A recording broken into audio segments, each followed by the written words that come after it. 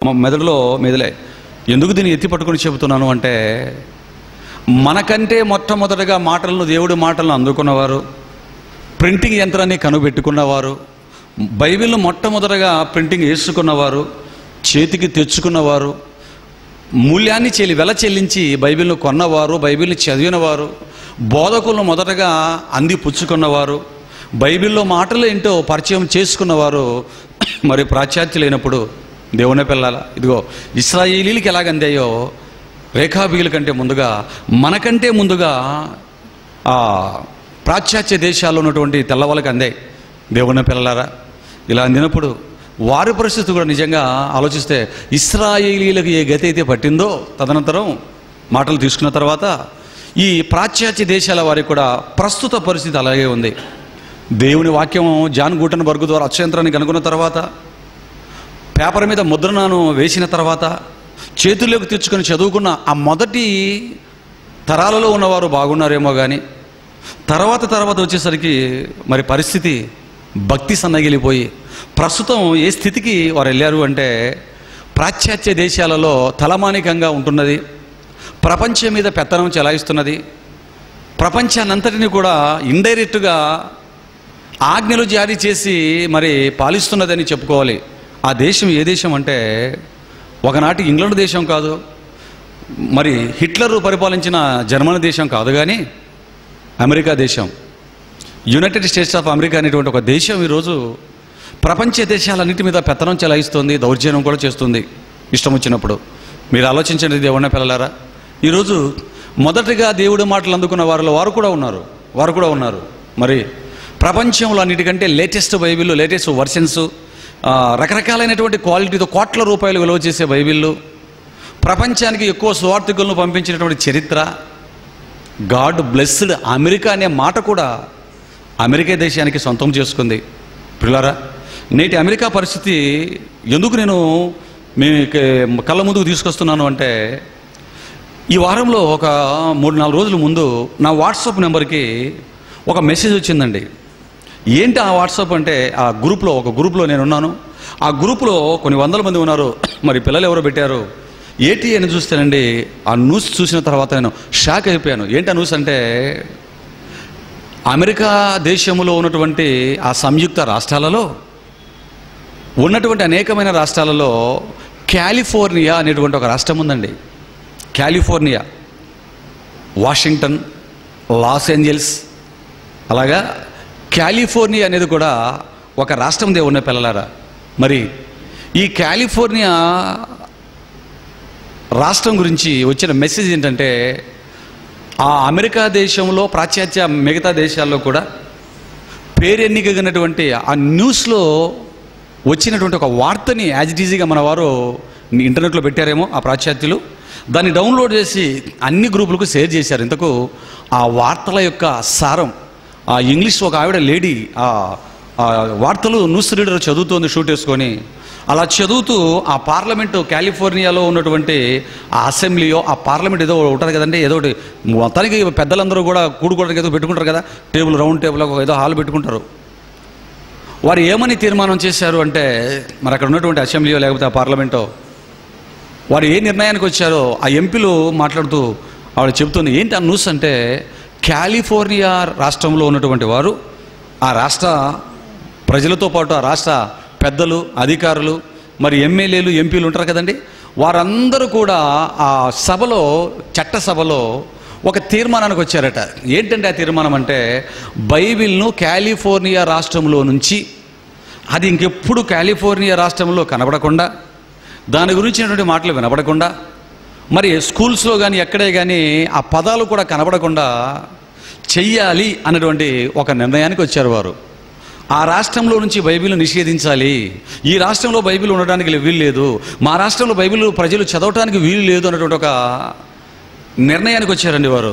వారు వచ్చిన నిర్ణయానికి ఇదిగో అక్కడున్న పెద్దల దగ్గరికి ఈ యాంకర్స్ వెళ్ళి, ఈ టీవీ న్యూస్ వాళ్ళు, ఏమంటే మీరు ఇలాగ అనుకుంటున్నారు కదా సభలో, ఏమైందండి అని ఆ సభకు అధ్యక్షుడిని, ఆ సభలో సభ్యులుగా ఉన్న ముఖ్యుల దగ్గరికి వెళ్ళి ఆ మైక్ పెడితే, అవునండి బైబిల్ మేము తీసేయాలనుకుంటున్నాం, దీన్ని ఎత్తేయటానికి చట్టాలు రెడీ చేశామండి అన్నారు. ఎందుకయ్యా ఎత్తేయాలనుకుంటున్నారంటే, ఆ పెద్ద ఆయన చెబుతుంటున్నాడు, తెల్లైన బైబిల్ చదవటం వల్ల అందులో ఉన్నటువంటి అశ్లీల పదాలను బట్టి, అందులో ఉన్నటువంటి అశ్లీల చరిత్రలను బట్టి, ఇదిగో మా కాలిఫోర్నియా, అమెరికా దేశంలో ఉన్నటువంటి కాలిఫోర్నియా రాష్ట్రంలో ఉన్నటువంటి మా పిల్లలు యవ్వనస్తులు చెడిపోతున్నారండి, అందుకేనండి తీసేయాలనుకుంటున్నాము అన్నారు.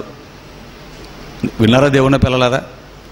ఇది ప్రపంచం చేతుల్లోకి న్యూస్ రాగానే వెంటనే ఉన్నపలంగా మన వారందరూ కూడా ఆతురపడి, భయపడి, ఆలోచనతో టకటకటక గ్రూపులు, అన్ని గ్రూపులకు షేర్ చేసుకున్నారు, ప్రార్థనలో కూడా పెట్టారు.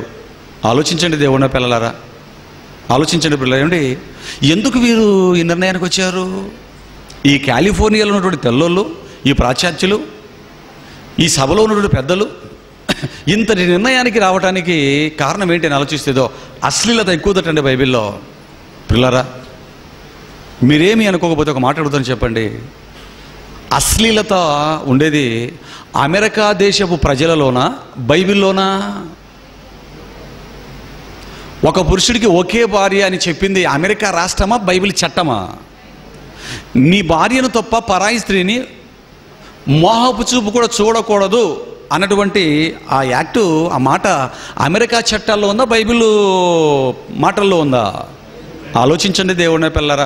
పురుష సాంగత్యం కూడదు, స్త్రీ సాంగత్యం లేదు, పురుష సాంగత్యం కూడదు అని అమెరికా చట్టాల్లో లేదు, బైబిల్ చట్టంలో ఉంది.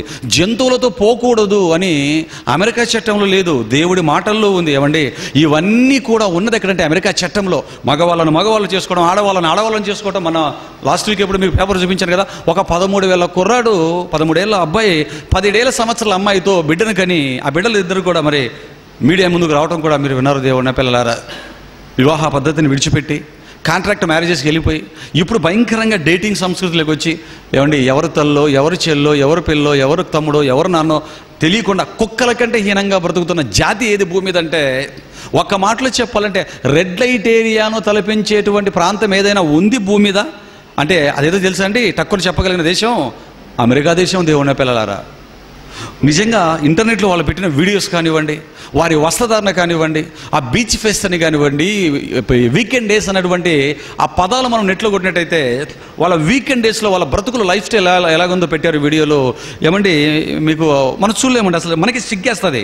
ఆడవాళ్ళ బట్టలు వేసుకుని వాళ్ళు తిరుగుతున్న తిరుగులు చూస్తుంటే, అయ్యో ఏంటిది ఇలాగుంది. కనీసం వీకెండ్ డేస్లో ప్రార్థనలు పెట్టుకుంటారేమో, చర్చిలకు వెళ్తారేమో, వాక్యాన్ని చదువుకుంటారేమో. ఈ దుర్మార్గులను చూస్తేనండి, పందులు కండలు పెంచుకున్నట్లుగా కండలు పెంచుకునే నల్ల పందులు, తెల్ల పందులు ఒకే జూలో పెడితే ఎలాగైతే ఉంటాయో, ఆడపందులు మగ పందులలో నల్ల పందులు, తెల్ల పందులు ఉన్నట్టుగా తెల్ల పందులు తగ్గట్టు తెల్ల పందులు, నల్ల పందులు తగ్గట్టుగా నల్ల పందులు కండలు పెంచుకొని, కొన్ని పందులు ఉంటే కండలు తగ్గించుకొని 0% మరికొన్ని పందులు ఆ 2 పీస్ బట్టలేమో ఆడపందులు, వీడైతే ఒకే పీస్ వేసుకుంటాడు మగపంది. ఏమండి, ఇలా పందుల కంటే హీనంగా వేసుకొని ఏమండి ఆ బీచుల దగ్గరికి నా సామిరంగా లైన్గా వెళ్ళిపోతూ తలలకు రంగులు, వాళ్ళ ఏంటి దయ్యం సైతాను కూడా వాళ్ళని చూసి భయపడేటంతగా వారు పాడైపోయారంటే మీరు ఆలోచించండి దేవుని పిల్లరా. ఇంతకు నేనేనా వీరిని ఇంతగా పాడు చేసిందని సైతానే గర్వపడే స్థాయికి వెళ్ళిపోయిన దేశం ఏదంటే అమెరికా దేశం. ఆలోచించండి దేవుని పిల్లరా. నిజంగా రేఖాబీల గురించి, ఇశ్రాయేలీయుల గురించి వింటున్నప్పుడు, ఏమండి, మన గురించి వారి గురించి ఆలోచిస్తున్నప్పుడు వారు దేవుడి గురించి చెప్పరండి, వారు దేవుడి గురించి చెప్పరు. అసలు బైబిల్నే ఎత్తేయాలి వారి చట్టసభల్లోంచి అనుకుంటున్నారంటే ఎంత నీచ నికృష్ట స్థితికి వాళ్ళు వెళ్ళిపోయారు మీరు ఆలోచించండి దేవుని పిల్లలు. ఎందుకు ఇలా వెళ్ళారు వీళ్ళు? ఎందుకు వెళ్ళారు అంటే వారి బ్రతుకులకు తగ్గట్టుగా బైబిల్ లేదు. ఇంకా బాగా చెప్పాలంటే బైబిల్లో ఉన్నట్లుగా వారి బ్రతుకులు లేవు. బైబిల్లో ఉన్నట్లు కాదు, బైబిలు దరిదాపులకు కూడా రాలేని నీచ నికృష్టమైనటువంటి భయంకరమైన పరిస్థితుల్లో ఈరోజు వారు ఉన్నారు, అమెరికా దేశస్తులు ఉన్నారు దేవుని పిల్లలారా. అందుకే వారు ఏం చేశారంటే, నేను చిన్నప్పుడు తెలుగు పాటలో ఒక కథ చదువుకున్నానండి. అదేంటంటే, ఒక నక్క ద్రాక్ష పళ్ళ కోసం వెళ్ళి మాటిమాటికి ఎగరటం, ఆ ద్రాక్ష పళ్ళు దానికి అందకపోయేసరికి ఆ నక్క ఏమని స్టేట్మెంట్ ఇచ్చిందో మీరు కూడా చదువుకొని ఉంటారు. ఏమని స్టేట్మెంట్ ఇచ్చింది ఆ నక్క? అందని ద్రాక్షలు పొల్లనా అని ఒక స్టేట్మెంట్ ఇచ్చి వెళ్ళిపోయిందండి. వాస్తవానికి ద్రాక్షలు ఇదేమైనా తినిందా? ఒక్క ద్రాక్ష ఏమైనా ముట్టుకుందా? ఏమీ లేదు. వాటిని తినకపోయినా, వాటిని వాసన చూడకపోయినా, ఎగరలేక కింద పడి ఆ వెనకాతున్నటువంటి ఆ డిప్ప, ఆ వీపు వాచిపోయి దిక్కు తెలియని పరిస్థితుల్లో తన చేతగానే తన గురించి బయట పెట్టుకోకుండా అందని ద్రాక్షలు పొల్లనా అని ఎలాగైతే నక్క వెళ్ళిపోయిందో, ఏమండి దేవుని పిల్లలారా, అది కథ. కానీ అమెరికన్స్ వాస్తవంగా చేస్తున్నారు. వారి స్థాయికి బైబిల్ అందకపోయేసరికి, లేదా బైబిల్ స్థాయికి వారి బ్రతుకులు దరిదాపులో లేకపోయేసరికి, ఇదిగో ఆ కాలిఫోర్నియా రాష్ట్రంలో ఉన్నవారు బైబిల్ని తీసేయాలన్నటువంటి ఒక దుష్ట ఆలోచనకు వచ్చాడంటే దేవుని పిల్లలారా, ఆ కాలిఫోర్నియా రాష్ట్రంలో ఉన్నటువంటి లక్షల మందిలో ఒక్కడంటే ఒక్కడు కూడా దైవ సేవకుడు వ్యతిరేకించేవాడు లేడా? ప్రాణాలకు తెగించి ప్రభుత్వంతో పోరాడేవాడు లేడా? ఒక టాపిక్ మాట్లాడి అదే మీడియాలో ఇంట్రడ్యూస్ చేసేవాడు లేడా? ప్రపంచం ముందుకు వచ్చేవాడు లేడా? దైవజనుడు అనేవాడు. యూత్ ఏం చేస్తున్నారు? తిని నిద్రపోతున్నారా వారు? ఆలోచించండి దేవుని పిల్లలారా, మీరు ఆలోచించండి. ఎందుకంటే యేసుక్రీస్తుని గురించినటువంటి సంగతులు వారి దగ్గర మరుగున పడిపోయే అపవాది వారి మనోనేత అవిశ్వాసులైన వారి మనోనేత్రాలకు గుడ్డితనము కలిగించింది దేవుని పిల్లలారా.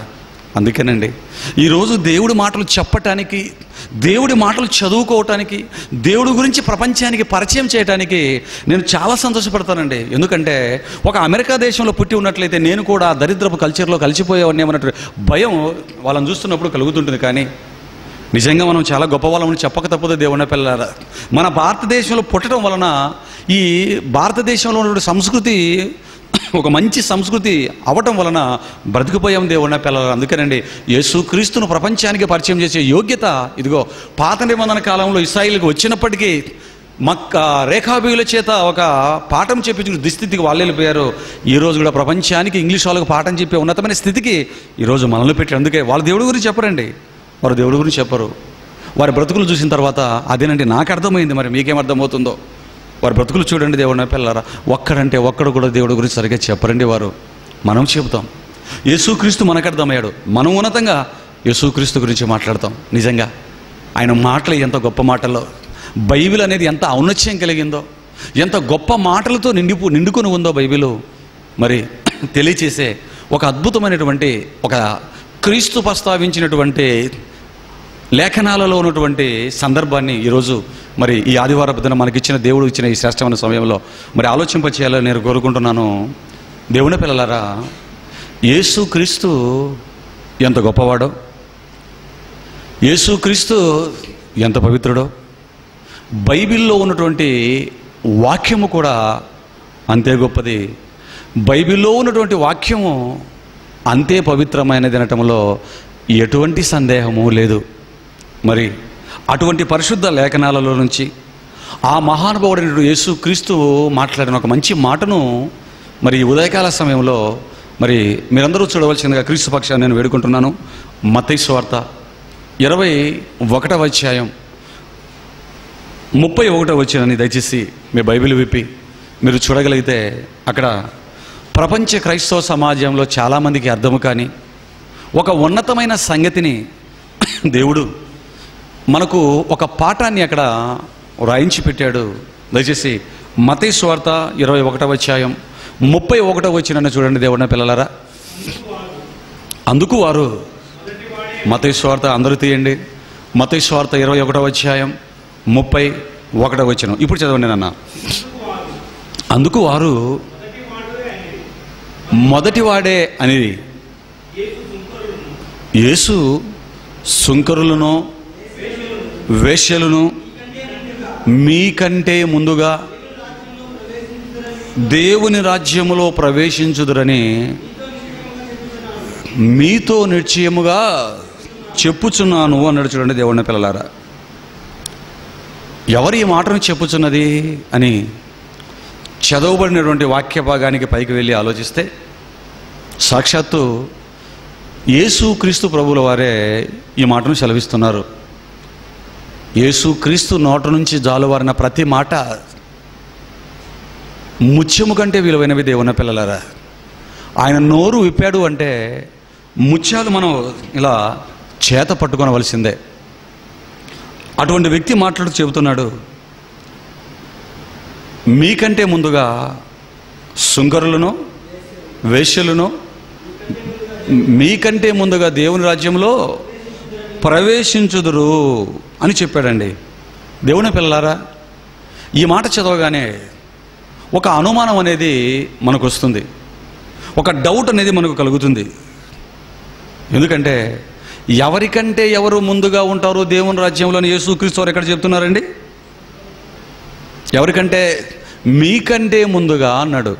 ఎవరిని ఉద్దేశించి ఈ మాటలు చెప్తున్నాడు అని ఆ పై వచనాలకు మనం వెళ్ళినట్లయితే, మరి ప్రధాన యాజకులతోనూ పరిసయ్యులతోనూ యేసుక్రీస్తు వారు ఈ మాటను చెబుతున్నట్లు కదా 10వ వచనంలో మనం చూడగలం. వారితో మాట్లాడుతూ యేసుక్రీస్తు వారు ఆ పై వచనాలలో ఆ పైకి వెళ్ళి చదివితే ఈ మాటను చెప్పాడు. దేవుని పిల్లలారా, ప్రధాన యాజకులు, శాస్త్రులు, పరిసయ్యులు అనేవారు సాదాసీదా వ్యక్తులు కాదు. సమాజానికి బైబిల్ బోధించేవారు, సమాజంలో అగ్రపీఠాల మీద కూర్చున్నవారు, దేవుడి ప్రతినిధులుగా సమాజం చేత గుర్తింపబడిన వారు, మోషే రాసినటువంటి యాజక ధర్మాన్ని తాము చేస్తున్నాము అని చెప్పుకు తిరుగుతున్నవారు. మీరు ఆలోచించండి, నిజంగా పరలోక రాజ్యానికి వెళితే ఎవరు వెళ్ళాలండి? దేవుడు మోషే గారి ద్వారా బైబిల్లో రాయించిన అహరోను సంతతిలో నుంచి వచ్చిన యాజకత్వాన్ని, ప్రధాన యాజకత్వాన్ని, మరి శాస్త్రులుగా, పరిసయ్యులుగా, సద్దూకయ్యులుగా దేవుడి పక్షాన బైబిల్ బోధిస్తున్నటువంటి బోధకులైన వీరు ముందు వెళ్ళాలి. బోధకులే వెళ్ళకపోతే వారి మాటలు వింటున్న విశ్వాసులు ఏం వెళ్తారో మీరు ఆలోచించండి. అంటే ఇప్పుడు బైబిల్ని బట్టి మనం ఆలోచిస్తే, పరలోకానికి వెళితే ఆ తరంలో మొట్టమొదటిగా మంచి ఉన్నతమైన స్థితిలో ఎవరు ఉండాలి? ప్రధాన యాజకుడు ఉండాలి. ఆ తర్వాత ఎవరు ఉండాలి? యాజకులు ఉండాలి. ఆ తర్వాత ఎవరు ఉండాలి? లేవీలు ఉండాలి. ఆ తర్వాత ఏమో మరి ఇదిగో పరిసయ్యులు ఉండాలి, శాస్త్రులు ఉండాలి, సద్దూకయ్యులు ఉండాలి. ఇలాంటి వాళ్ళందరూ కూడా ఉండాలి. కానీ దేవుని పిల్లలారా, మరి ఇలాంటి వారిని ఉద్దేశించి యేసుక్రీస్తు వారు చెప్తున్న మాట ఏంటి? ఎందుకంటే వారు గుడి లోపల ఉన్నవారా, గుడికి బయట ఉన్నవారా? గుడి లోపల ఉన్న వాళ్ళు ఎవరు? దేవాలయపు లోపల ఉన్నవారు ప్రధాన యాజకులు, శాస్త్రులు, పరిచయులు. వీళ్ళే కదండి లోపల ఉంటారు. వేశ్యలు, సుంకరులు ఎక్కడ ఉంటారు? మందిరంలోనికి రావడానికి అవకాశం లేదు. వారిని దేవాలయానికి ప్రవేశపెట్టే అవకాశాలు లేవు కదండి. వారిని ఛేదరించుకుంటారు కదండి. ఒకవేళ నేరం నిరూపణ అయితే రాళ్లతో కొట్టి చంపేస్తారండి వీళ్ళని. దేవుని పిల్లలారా, మరి దేవాలయానికి వెలుపట ఉన్నవారు వీరు, దేవాలయానికి లోపల ఉన్నవారు వారు. మరి ఇప్పుడు కూడా దేవాలయానికి వెలుపల ఉన్నవారు, ఇప్పుడు కూడా దేవాలయానికి లోపల ఉన్నవారు, దేవుని మందిరానికి వెలుపల ఉన్నవారు, దేవుని మందిరానికి లోపల ఉన్నవారు కూడా ఈ రెండు తెగలు ఇప్పుడు కూడా ఉన్నాయంటారా లేదంటారా? అప్పుడే ఉన్నారా? లోపల వెలుపల ఉన్నవారు ఇప్పుడు కూడా ఉన్నారా? అప్పుడు శాస్త్రులు, పరిసయ్యులు లోపల ఉన్నారు, సుంకరులు, పాపులు, వేశ్యలు బయట ఉన్నారు. ఇప్పుడు కూడా దేవుని సంఘంలో ఎవరున్నారు? బాప్తిస్మాలు తీసుకొని, బైబిల్ కొనుక్కొని, మరి నిత్యము బైబిల్ చదువుకున్నామని చెప్పుకుంటున్న క్రైస్తవులు ఇదిగో మనం లోపల ఉన్నాం. ఇవేవి పట్టనటువంటి పాపులుగా, వేశ్యలుగా, మరి సుంకరులుగా పిలువబడుతున్నవారు బయట ఉన్నారు. మీరు ఆలోచించిన దేవుని పిల్లరా, అంటే ఇటువంటి పరిస్థితి సమాజంలో ఎప్పుడూ ఉంటుందన్నమాట. అంటే ఆ రోజు శాస్త్రులకు, పరిచయులకైనా మనకు కూడా అప్లై అవుతుంది ఈ మాట. లోపల ఉన్నవారంటే ఆ రోజు వారు లోపల ఉన్నారు, ఈరోజు మనం లోపల లేమా? మనం ఉన్నాం. ఏమండి మాట్లాడుతుంటాడు యేసుక్రీస్తు, ఇదిగో మీకంటే ముందుగా సుంకరులను, వేశ్యలను మీకంటే ముందుగా దేవుని రాజ్యంలో ప్రవేశించుదురు అన్నాడు. చూడండి దేవుని పిల్లలారా, ఎవరికంటే ఎవరు ముందుగా ప్రవేశిస్తారట? బైబిల్ పట్టుకొని, బైబిల్ చదువుకుంటూ, దేవాలయాల్లో కూడుకుంటూ, ప్రార్థనలు చేసుకుంటూ, పాటలు పాడుకుంటూ దేవుణ్ణి ఆరాధిస్తున్నాము అని చెప్తున్న వారికంటే కూడా సుంకరులు, వేశ్యలు దేవుని రాజ్యంలో, పరలోక రాజ్యంలో ప్రవేశించడానికి వారు ముందు ఉన్నారు అంటున్నాడు. అంటే అలాగని మరి మనల్ని కూడా వేశ్యలుగా, సుంకరులుగా ఉండండి, అందరికంటే మీరు పరలోకానికి ముందు వెళతారన్న భావాన్ని ఏమైనా, మనకు ఒక సలహాని ఏమైనా క్రీస్తు ఇస్తున్నాడా? అలా కాదు దేవుని పిల్లలారా, అలాగే ఇవ్వటం లేదు. ఎందుకంటే ఒకప్పుడు మనము కూడా పాపుల్లో చేరిన వారమే, మనము కూడా సుంకరు లాంటి లక్షణాలు కలిగిన వాళ్ళం, మనము కూడా వేశ్యలు లాంటి లక్షణాలు చేతలతో చేయకపోయినా చూపులతోనైనా విరివిగా చేసి వచ్చినటువంటి వారమే. అలాంటి స్థితి నుంచి అవి వద్దు అనుకున్నాం కనుకే వాటిని పక్కన పెట్టి, వాటిని మానివేసి ఇదిగో దేవుని సన్నిధికి వచ్చి బాప్తిస్మాలు తీసుకొని బాగా బ్రతకాలన్న ఆలోచనతో ఆయన పాదాల చెంత బ్రతుకులు కొనసాగించుకుంటున్నాం. ఆలోచించండి దేవుని పిల్లారా, మరి ఇటువంటి వారిని ఉద్దేశించి ఆయన అంటున్నాడు, మరి మీకంటే ముందుగా సుంకరులు, వేశ్యలే పరలోక రాజ్యంలో, దేవుని రాజ్యంలో ముందు ప్రవేశిస్తారయ్యా అంటున్నాడు. ఆలోచించండి, ఈ మాట క్రీస్తు అన్నాడని, ఈ మాట అన్నాడని ప్రపంచములో ఉన్న అందరి సుంకరులకి, ప్రపంచంలో ఉన్న వేశ్యలందరికీ అని మాత్రం మీరు దయచేసి అనుకోకండి. ఇది ప్రపంచంలో ఉన్న అందరు సుంకరులకి సంబంధించింది కాదు, ప్రపంచంలో ఉన్న వేశ్యలందరికీ సంబంధించిన మాట కాదన్న సంగతి దయచేసి మీరు గమనించాలి. మరి ఎక్కడున్న సుంకరులు, ఎక్కడున్న వేశ్యల గురించి యేసుక్రీస్తు వారు ఈ మాటలు మాట్లాడుతున్నాడు అంటే, ఆయన దగ్గరికి వచ్చి ఆ కాలంలో ఆయన మాటలు విని బ్రతుకులు మార్చుకొని దేవుడి కోసం బ్రతకాలనుకుంటున్న వారి గురించి యేసుక్రీస్తు వారు ఈ మాట చెప్పారే తప్ప ప్రపంచంలో ఉన్న అందరూ వేశ్యల గురించి కాదు. అలా కనుకుంటే వేశ్యలందరూ అందరికంటే ముందుగా పరలోకానికి వెళ్ళాలి. అందరూ సుంకరుల గురించి పాపుల గురించి చెప్పబడిన మాట కాదు దేవుని పిల్లలారా. మరి ఎవరి గురించి చెప్తున్నాడు అంటే ఇది మనసులో పెట్టుకోవాలి మీరు, లేకపోతే సబ్జెక్ట్ అపార్థమైపోతుంది. ప్రపంచంలోని అందరూ వేశ్యల గురించో ప్రపంచంలోని అందరూ పాపుల సుంకరుల గురించి చెప్తున్న మాట కాదు దేవుని పిల్లలారా. ఆయన మాట విని మారిన వారి గురించి, మారటానికి సిద్ధంగా ఉన్న వారి గురించి యేసుక్రీస్తు వారు చెప్పారు. ఏమండి, మరి ఈ మాట ఆ రోజున్న తరాల వారికి అర్థమైందంటారా? ఆయన చెప్పిన మాటలో ఉన్నటువంటి భావం వారు తెలుసుకున్నారంటారా? పోనీ శాస్త్రులకు, పరిచయులకు, ప్రధాన యాజకులకు అంటే అర్థం కాలేదు, కనీసం శిష్యులకైనా అర్థమైందండి? యేసుక్రీస్తు దగ్గర ఉన్నారు కదా 12 మంది, ఎప్పుడు వెనకాతలే ఉంటారు. శిష్యులకైనా ఈ మాట అర్థమైందా? శిష్యులకైనా ఆయన మాటలు అర్థమైందండి? యేసుక్రీస్తు మాటలు శిష్యులకు ఎంత మాత్రం అర్థమవుతున్నాయో తెలియచేయాలి అంటే ఒక మాట బైబిల్లో ఉందండి. ఎంత మాత్రం యేసుక్రీస్తు మాటలు శిష్యులకు అర్థమవుతున్నాయంటే, ఇంతవరకు అర్థమవుతున్నాయా అర్థమవట్లేదా, అందరిలాగే వాళ్ళు కూడా అపార్థం చేసుకుంటున్నారా అని మనం ఆలోచిస్తే అర్థమవటం లేదు వారికి సరిగ్గా క్రీస్తు మాటలని తెలియచేసే ఒక మంచి మాట యోహాను సువార్త 2వ అధ్యాయం 19వ వచనాన్ని చూస్తేనండి, క్రీస్తు మాటలు వారికి ఎంతవరకు అర్థమయ్యాయో, వారి యొక్క ఆలోచనలు ఎంత ఎత్తులో ఉన్నాయో మనకు అర్థమైపోతుంది. చూడండి, యోహాను సువార్త 2వ అధ్యాయం 19వ వచనాన్ని మీరు చూసినట్లయితే అక్కడ యేసుక్రీస్తు వారిని ఉద్దేశించి ఒక మాట చెప్పాడండి. ఆయన ఏం చెప్పాడు చూడండి, 2వ అధ్యాయం యోహాను సువార్త 2వ అధ్యాయం 19వ వచనం. యేసు ఈ దేవాలయాన్ని పడగొట్టండి, 3 దినముల్లోగా దీన్ని లేపుదునని వారితో చెప్పాను. యూదులు ఈ దేవాలయము ఏమండి ఇక్కడ యేసుక్రీస్తు వారు ఏం చెప్తున్నారండి? ఇదిగో ఈ దేవాలయాన్ని పడగొట్టండి, 3 దినాల్లో దీన్ని లేపుతాను అన్నాడు. ఎవరు? యేసుక్రీస్తు. ఎవరితో? తన చుట్టూ ఉన్న వారితో. అందులో శిష్యులు కూడా ఉన్నారు. అప్పుడు చుట్టుపక్కల ఉన్న యూదులకు అర్థం కాలేదు. 46 సంవత్సరాలు దీన్ని కట్టిరే, ఇటు 3 రోజుల్లో లేపేస్తావు నువ్వు అంటున్నారు వాళ్ళు. కనీసం వారికంటే అర్థం అవ్వలేదు యూదులకి. ఆయనతో పాటు ఉంటూ తింటూ తిరుగుతున్నటువంటి అపోస్తులకైనా అర్థం అవ్వాలా? అపోస్తులకైనా అర్థం అవ్వాలా? ఏమండి, ఇంతవరకు అర్థమైంది? అప్పుడు అర్థం కాలేదండి. మరి ఎప్పుడు అర్థమైంది? ఆయన చెబుతున్నది దేహం అనే దేవాలయం గురించా, వెనకాతలు ఉన్నటువంటి సొలొమోను గారి చేత కట్టింపబడినటువంటి రాతి కట్టడం గురించా అన్నది ఎప్పుడు వారికి అర్థమైంది అని ఆలోచిస్తే, క్రీస్తు ఈ మాట 10 మందిలో చెబుతున్నప్పుడు శిష్యులకు అర్థం కాలేదు. కానీ మరి వారికి ఎప్పుడు అర్థమైందో ఆ కింది వచనాలకు వచ్చినట్లయితే 22వ వచనానికి రండి. అక్కడికి రాగానే 22వ వచనంలో శిష్యులకు కూడా ఎప్పుడు అర్థమైందో చెబుతున్నాడు. చూడండి, ఆయన మృతుల్లో నుండి లేచిన తర్వాత ఆయన ఈ మాట చెప్పానని ఆయన శిష్యులు జ్ఞాపకం చేసుకొని లేఖనములలో యేసు చెప్పిన మాటను నమ్మిరి. ఏంటి, ఎప్పుడు అర్థమైందంటారు వీళ్ళకి?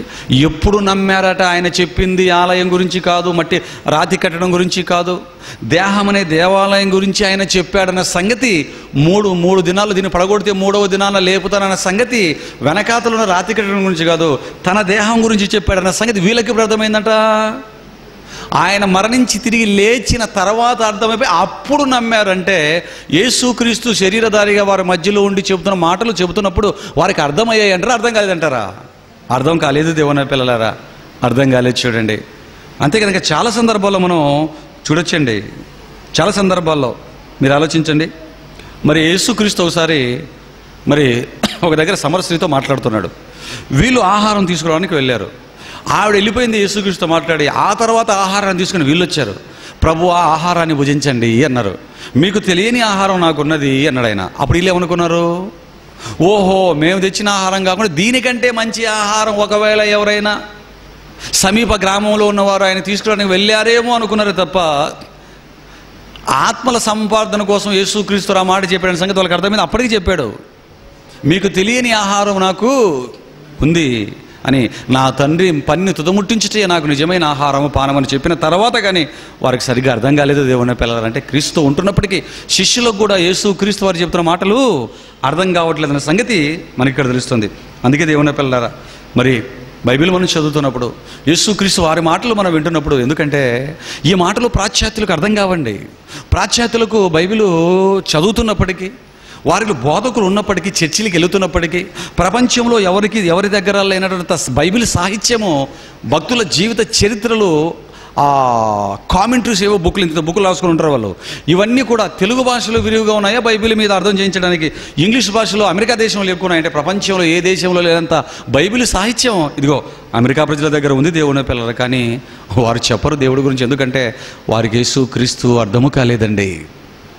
వారి బ్రతుకులు పాతాళమంత నీచ స్థితిలో ఉంటుండగా ఆకాశమంత ఎత్తులో పరిశుద్ధులుగా క్రీస్తుంటున్నప్పుడు ఆయన బ్రతుకు వారికి అర్థం కాకపోవడం వలన ఏమండి వారు యేసుక్రీస్తు గురించి చెప్పరు దేవుని పిల్లరా. చెబితే ఇదిగో మనమే చెప్తామండి, మనమే చెబుతాం. అందుకేనండి ఇదిగో దేవుడు మనకి ఇచ్చినటువంటి ఈ బైబిల్ అనే ఒక మహాజ్ఞాన భాండాగారం నుంచి ఒక మంచి మాటను, యేసుక్రీస్తు చెప్పిన మాటను మనం విడగొట్టుకోగలిగితే, ఆలోచించగలిగితే ఒక మంచి బ్రతుకు పాఠం మనకు తెలుస్తుంది. మరొకసారి మత్తయి సువార్త 21వ అధ్యాయం 31వ వచనాన్ని దయచేసి మీరు బైబిల్ విప్పి చూడండి. మత్తయి సువార్త 21వ అధ్యాయం, మత్తయి సువార్త 21వ అధ్యాయం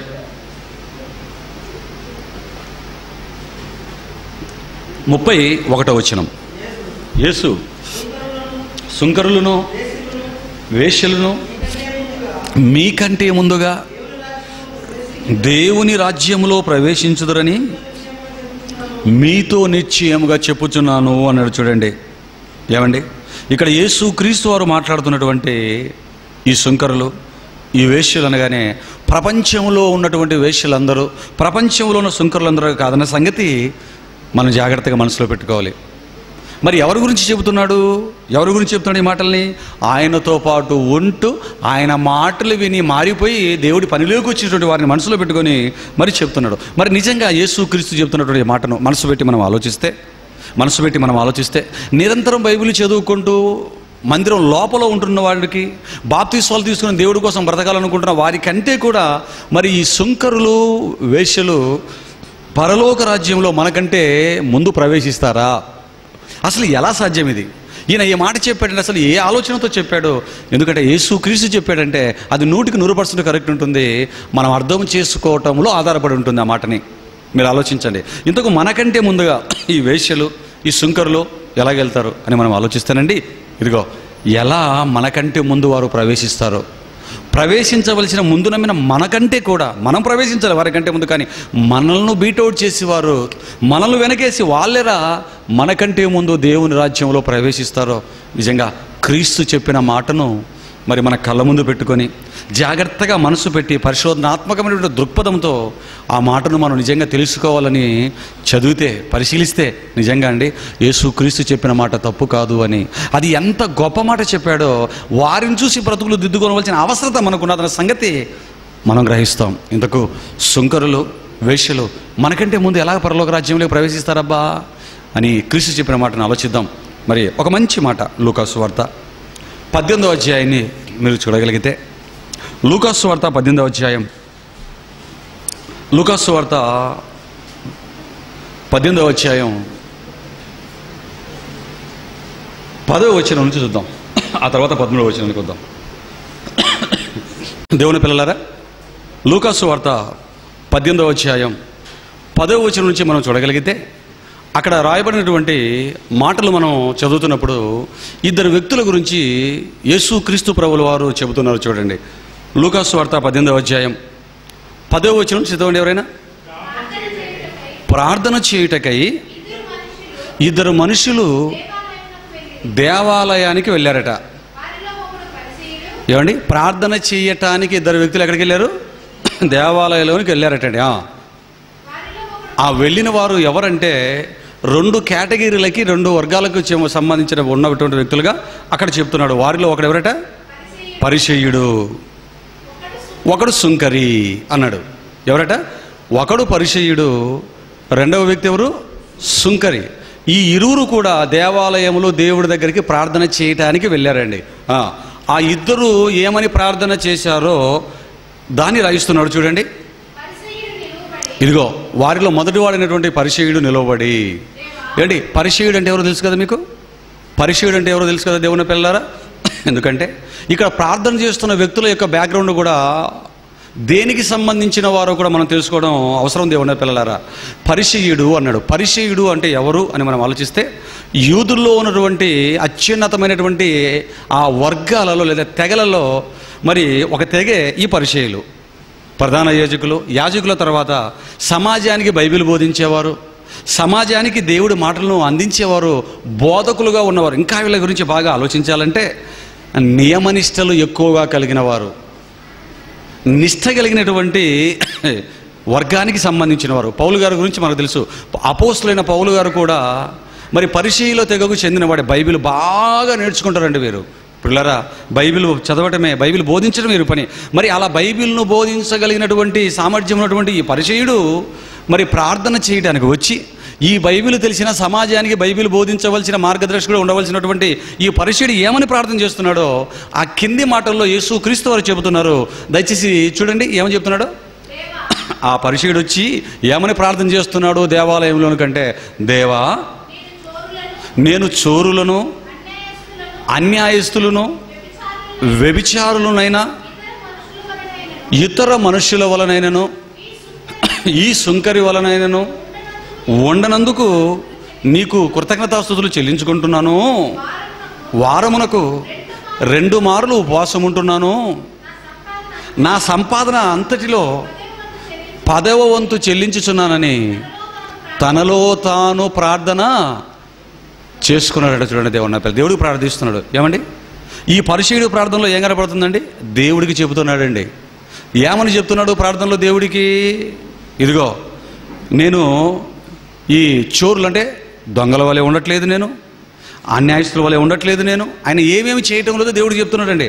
నేను దొంగతనం చేయట్లేదు, అన్యాయం చేయటం లేదు. అంతేకాదు, ఇదిగో వారానికి 2 సార్లు ఏం చేస్తానంటేనా ఉపవాసం ఉంటున్నాను.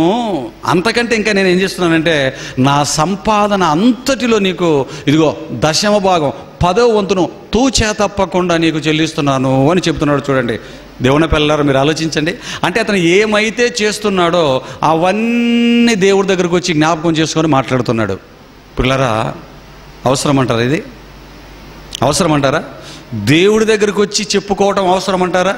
అతను ఏం చేస్తున్నాడో ఏం చేయట్లేదో ఇవన్నీ చెప్పుకోవటం అవసరం అంటారా? ఎందుకంటే మనమేంటో మనకు బాగా తెలుసా, దేవుడికి బాగా తెలుసా? ఆలోచించండి దేవుని పిల్లలారా, మనమేంటో మనకు బాగా తెలుసా, దేవుడికి బాగా తెలుసా? మనమేంటో దేవుడికి బాగా తెలుసు, మనమేంటో మనకు సరిగ్గా తెలీదు. మీరు ఆలోచించండి. వ్యభిచారం చేయట్లేదు, దొంగతనం చేయట్లేదు, ఏమండి అన్యాయం చేయట్లేదు, ప్రతి వారానికి 2 సార్లు ఉపవాసం ఉంటున్నాను, 10వ భాగాలు తూచా తప్పకుండా చెల్లిస్తున్నాను, ఒకదాని వెంట ఒకటి పొల్లు పోకుండా ఎంత చక్కగా చెప్తున్నాడో మీరు ఆలోచించండి దేవుని పిల్లలారా. నిజంగా ఇది ఎలా ఉంటుందంటేనండి, ఇంగ్లీష్ బాగా వచ్చినటువంటి ఇంగ్లీషు పండితుడి దగ్గరికి వెళ్ళి బటర్ ఇంగ్లీష్ మనం మాట్లాడామనుకోండి, వచ్చి రాని బటర్ ఇంగ్లీష్ మనం మాట్లాడామనుకోండి, నిజంగా అది ఎలాగుంటుందండి? ఆ ఇంగ్లీష్ పండితుడు ఏమనుకుంటాడు, ఎలా ఫీల్ అవుతాడో మీరు ఆలోచించండి. దేవుడు కూడా ఈ పరిచయుడు చెప్తున్న మాటలకి నిజంగా అలాగే ఫీల్ అయ్యాడండి. ఎందుకంటే అన్నీ తెలిసిన దేవుని దగ్గరికి వెళ్ళి మరలా తెలియనట్టుగా చెప్తున్నాడు. నిజంగా మన గురించి దేవుడికి ఎంత తెలుసు అని మనం ఆలోచిస్తే దేవుని పిల్లలారా, మరి అంటాడు బైబిల్లో, నేను కూర్చుండుట, నేను లేచుట. అంటే ఒక మనిషి కూర్చోవటం దేవుడికి తెలుసు, నేను నిలబడటం నీకు తెలుసు, నేను పడుకోవడం నీకు తెలుసు, నా ఆలోచనలు కూడా నీకు తెలుసు. ఒకవేళ రెక్కలు కట్టుకొని ఒకవేళ ఆకాశం పైకి నేను ఒకవేళ మేఘమండలంలోకి వెళ్ళినా అక్కడ నువ్వు ఉన్నావు నాయన. ఒకవేళ ఈ సముద్ర గర్భంలోనికి లోతుల్లోకి వెళ్ళిపోయినా అక్కడ కూడా నువ్వు ఉన్నావు అన్నాడు భక్తుడు. ఎవరన్నారు ఈ మాటలన్నీ కూడా? దావీదు భక్తుడు. ఎక్కడన్నాడు ఈ మాటలని? కీర్తనల గ్రంథం 139వ అధ్యాయం 1వ వచనం నుంచి కొన్ని వచనాలు కిందకి చదివితే అక్కడ ఈ మాటలన్నీ కూడా మనకు చక్కగా కనబడతాయి దేవుని పిల్లల. దావీదు భక్తుడు దేవుడు ఎప్పుడెప్పుడు చూస్తున్నాడో, మాట నా నాలుకకు రాక మునిపే, ఆలోచన అనేది నాకు రాక మునిపే, ఇదిగో నా తలంపులన్నీ నీకు తెలుసు తండ్రి, నీ దగ్గర నేనే మాట్లాడతానయ్యా అని నిలబడిపోయిన చరిత్ర దావీదుదైతే.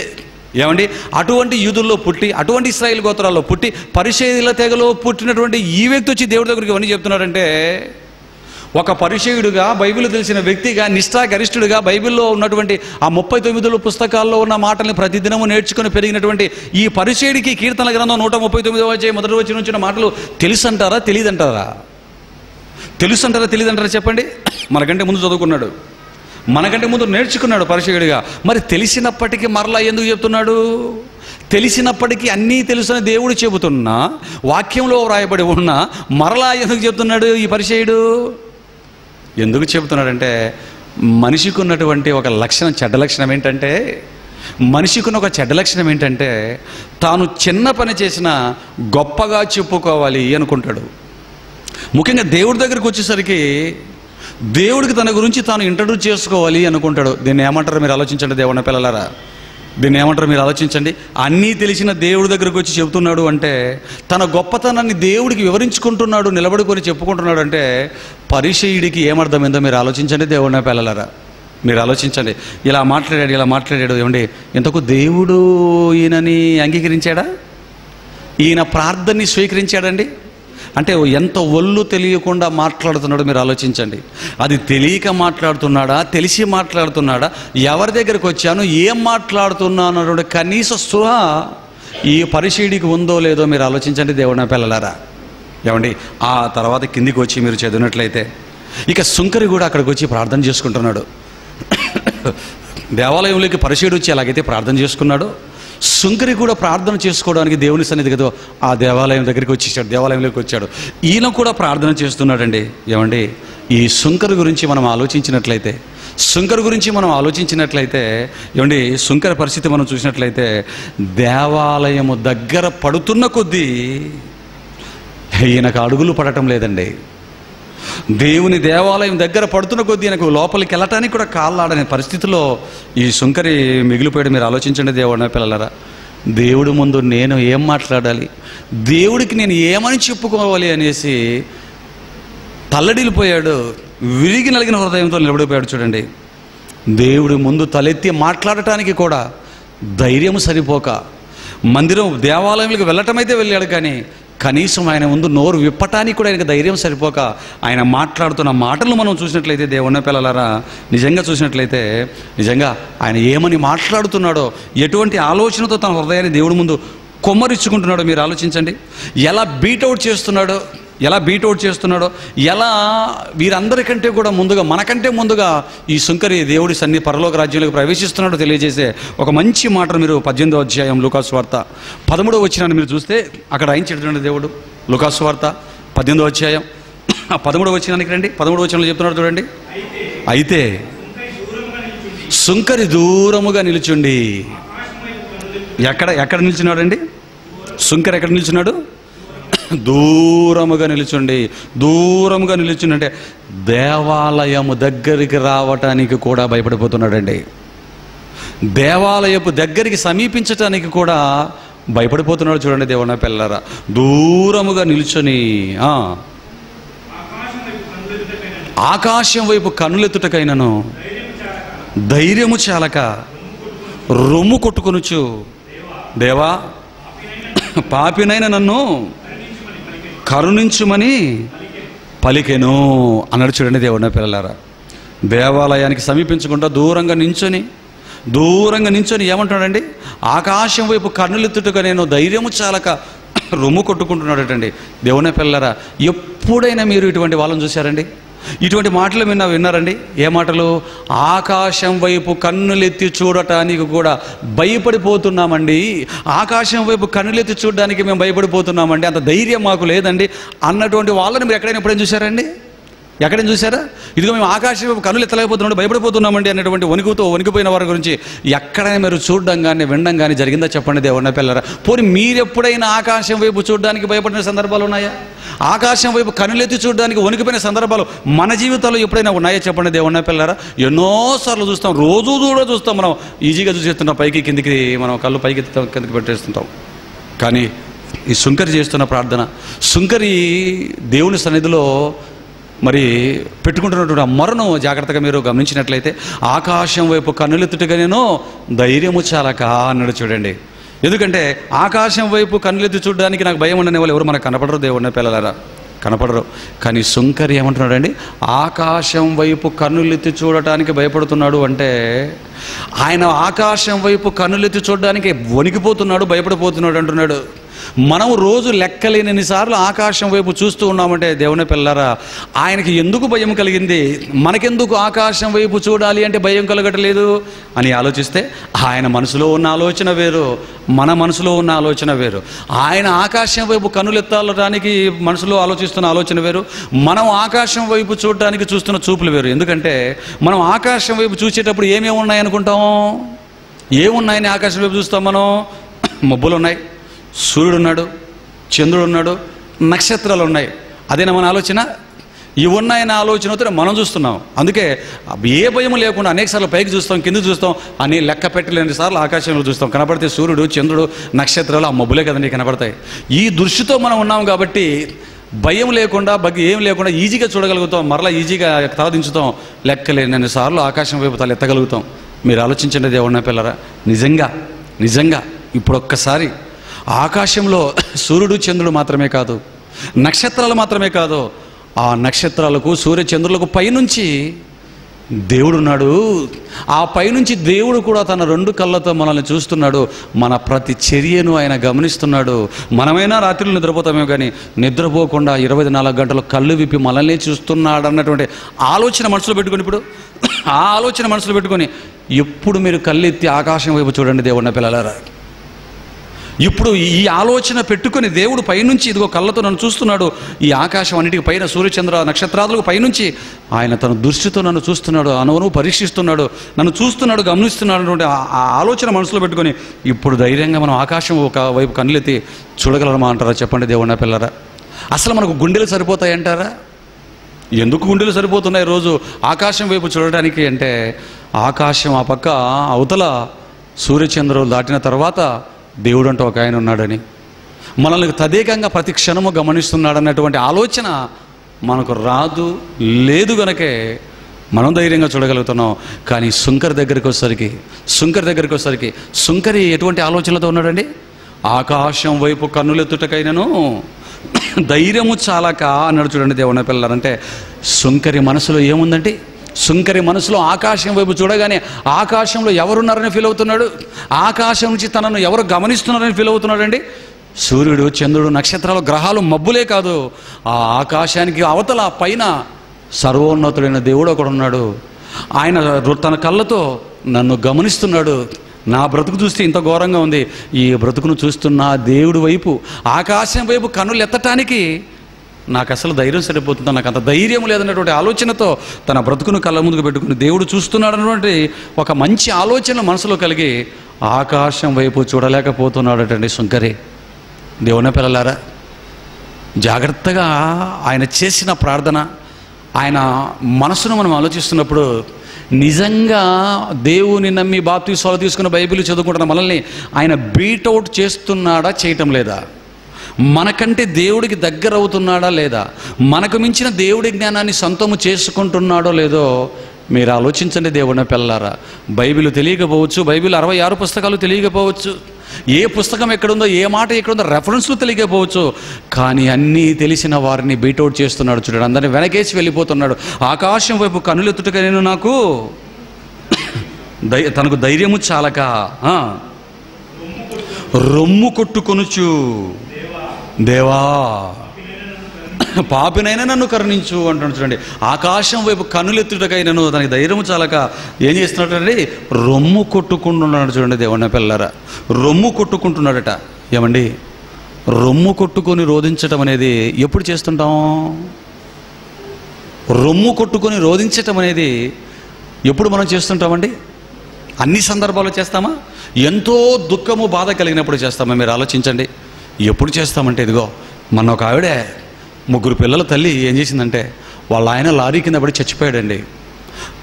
అంతవరకు కుటుంబాన్ని పోషిస్తున్న ఇంటి యజమానుడు చచ్చిపోయేసరికి ఆ శవం దగ్గర బంధువులు అందరూ వచ్చేసారు. ఆ శవం దగ్గర కూర్చొని ఆ 3 పిల్లల్ని ఇలా పట్టుకొని ఆవిడ గుండెలు చేతులతో, పిల్లలను చూసి ఆ 2 చేతులతో గుండెలు బాదుకుంటూ ఏడుస్తూ ఏమని తెలుసా అండి, అయ్యో నన్ను ఇలా వదిలేసి వెళ్ళిపోయాడండి, ఈ 3 పిల్లల్ని నేను ఎలా పోషించాలండి, ఈ భారాన్ని నాకు వదిలిపెట్టి వెళ్ళిపోయాడు, ఎంత పని చేశాడో మా ఆయన, గుండెలు గుద్దుకుంటూ రోధిస్తుంది దేవుని పిల్లలారా.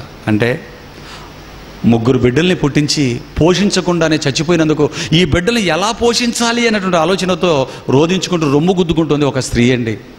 దేవుని పిల్లలారా మీరు ఆలోచించండి. ఇక్కడ సుంకరికి ఎవరైనా తన పక్షాన తన అంతవరకు పోషిస్తున్నవారు చచ్చిపోయినందుకు ఏమైనా రొమ్ము కొట్టుకుంటున్నాడా? తన గురించే రొమ్ము కొట్టుకుంటున్నాడా?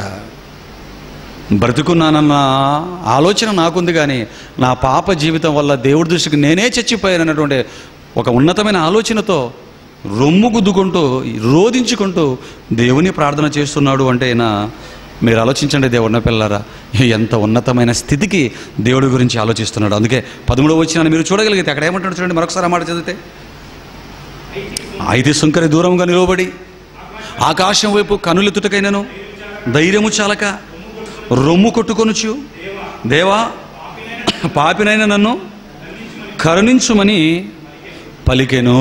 ఏమండి, పరిసయ్యుడు చేసిన ప్రార్థన మనం చూసాం 10-11 వచనాలలో. ఈ 13వ వచనంలోకి వచ్చేసరికి సుంకరి గారు చేసినటువంటి ప్రార్థన మనం చూసాం. నిజంగా ఒక న్యాయ నిర్ణేతలుగా, తీర్పరులుగా మీరు నిలబడి చెప్పండి, ఈ రెండు ప్రార్థనలలో ఎవరి ప్రార్థన బాగుందండి? ఎవరి ప్రార్థన బాగుందండి? ఎవరి ప్రార్థన చదువుతున్న వారికి కనువిప్పు కలిగించేటట్టుగా ఉంది? పరిసయ్యుడు ప్రార్థన, సుంకరి ప్రార్థన? సుంకరి ప్రార్థన చూడండి దేవుడిన పిల్లలారా, పశ్చాత్తాపంతో గుండెలు బద్దలైపోయి రోధించుకుంటూ చేస్తున్నటువంటి ఒక పాపి ప్రార్థన చూడండి దేవుడిన పిల్లలారా ఎలాగుందో. అందుకే ఏమండి, వీళ్ళిద్దరిలో దేవుడు ఎవరికి మంచి తీర్పిచ్చాడు? వీరిద్దరిలో దేవుడు ఎవరిని నీతిమంతులుగా తీర్చబడి వెళ్ళిపోయాడని చెప్పాడండి? పరిసయ్యునా సుంకరినా? సుంకరిని దేవుడిన పిల్లలారా. రిజల్ట్ ఎవరికి అనుకూలంగా వచ్చిందండి?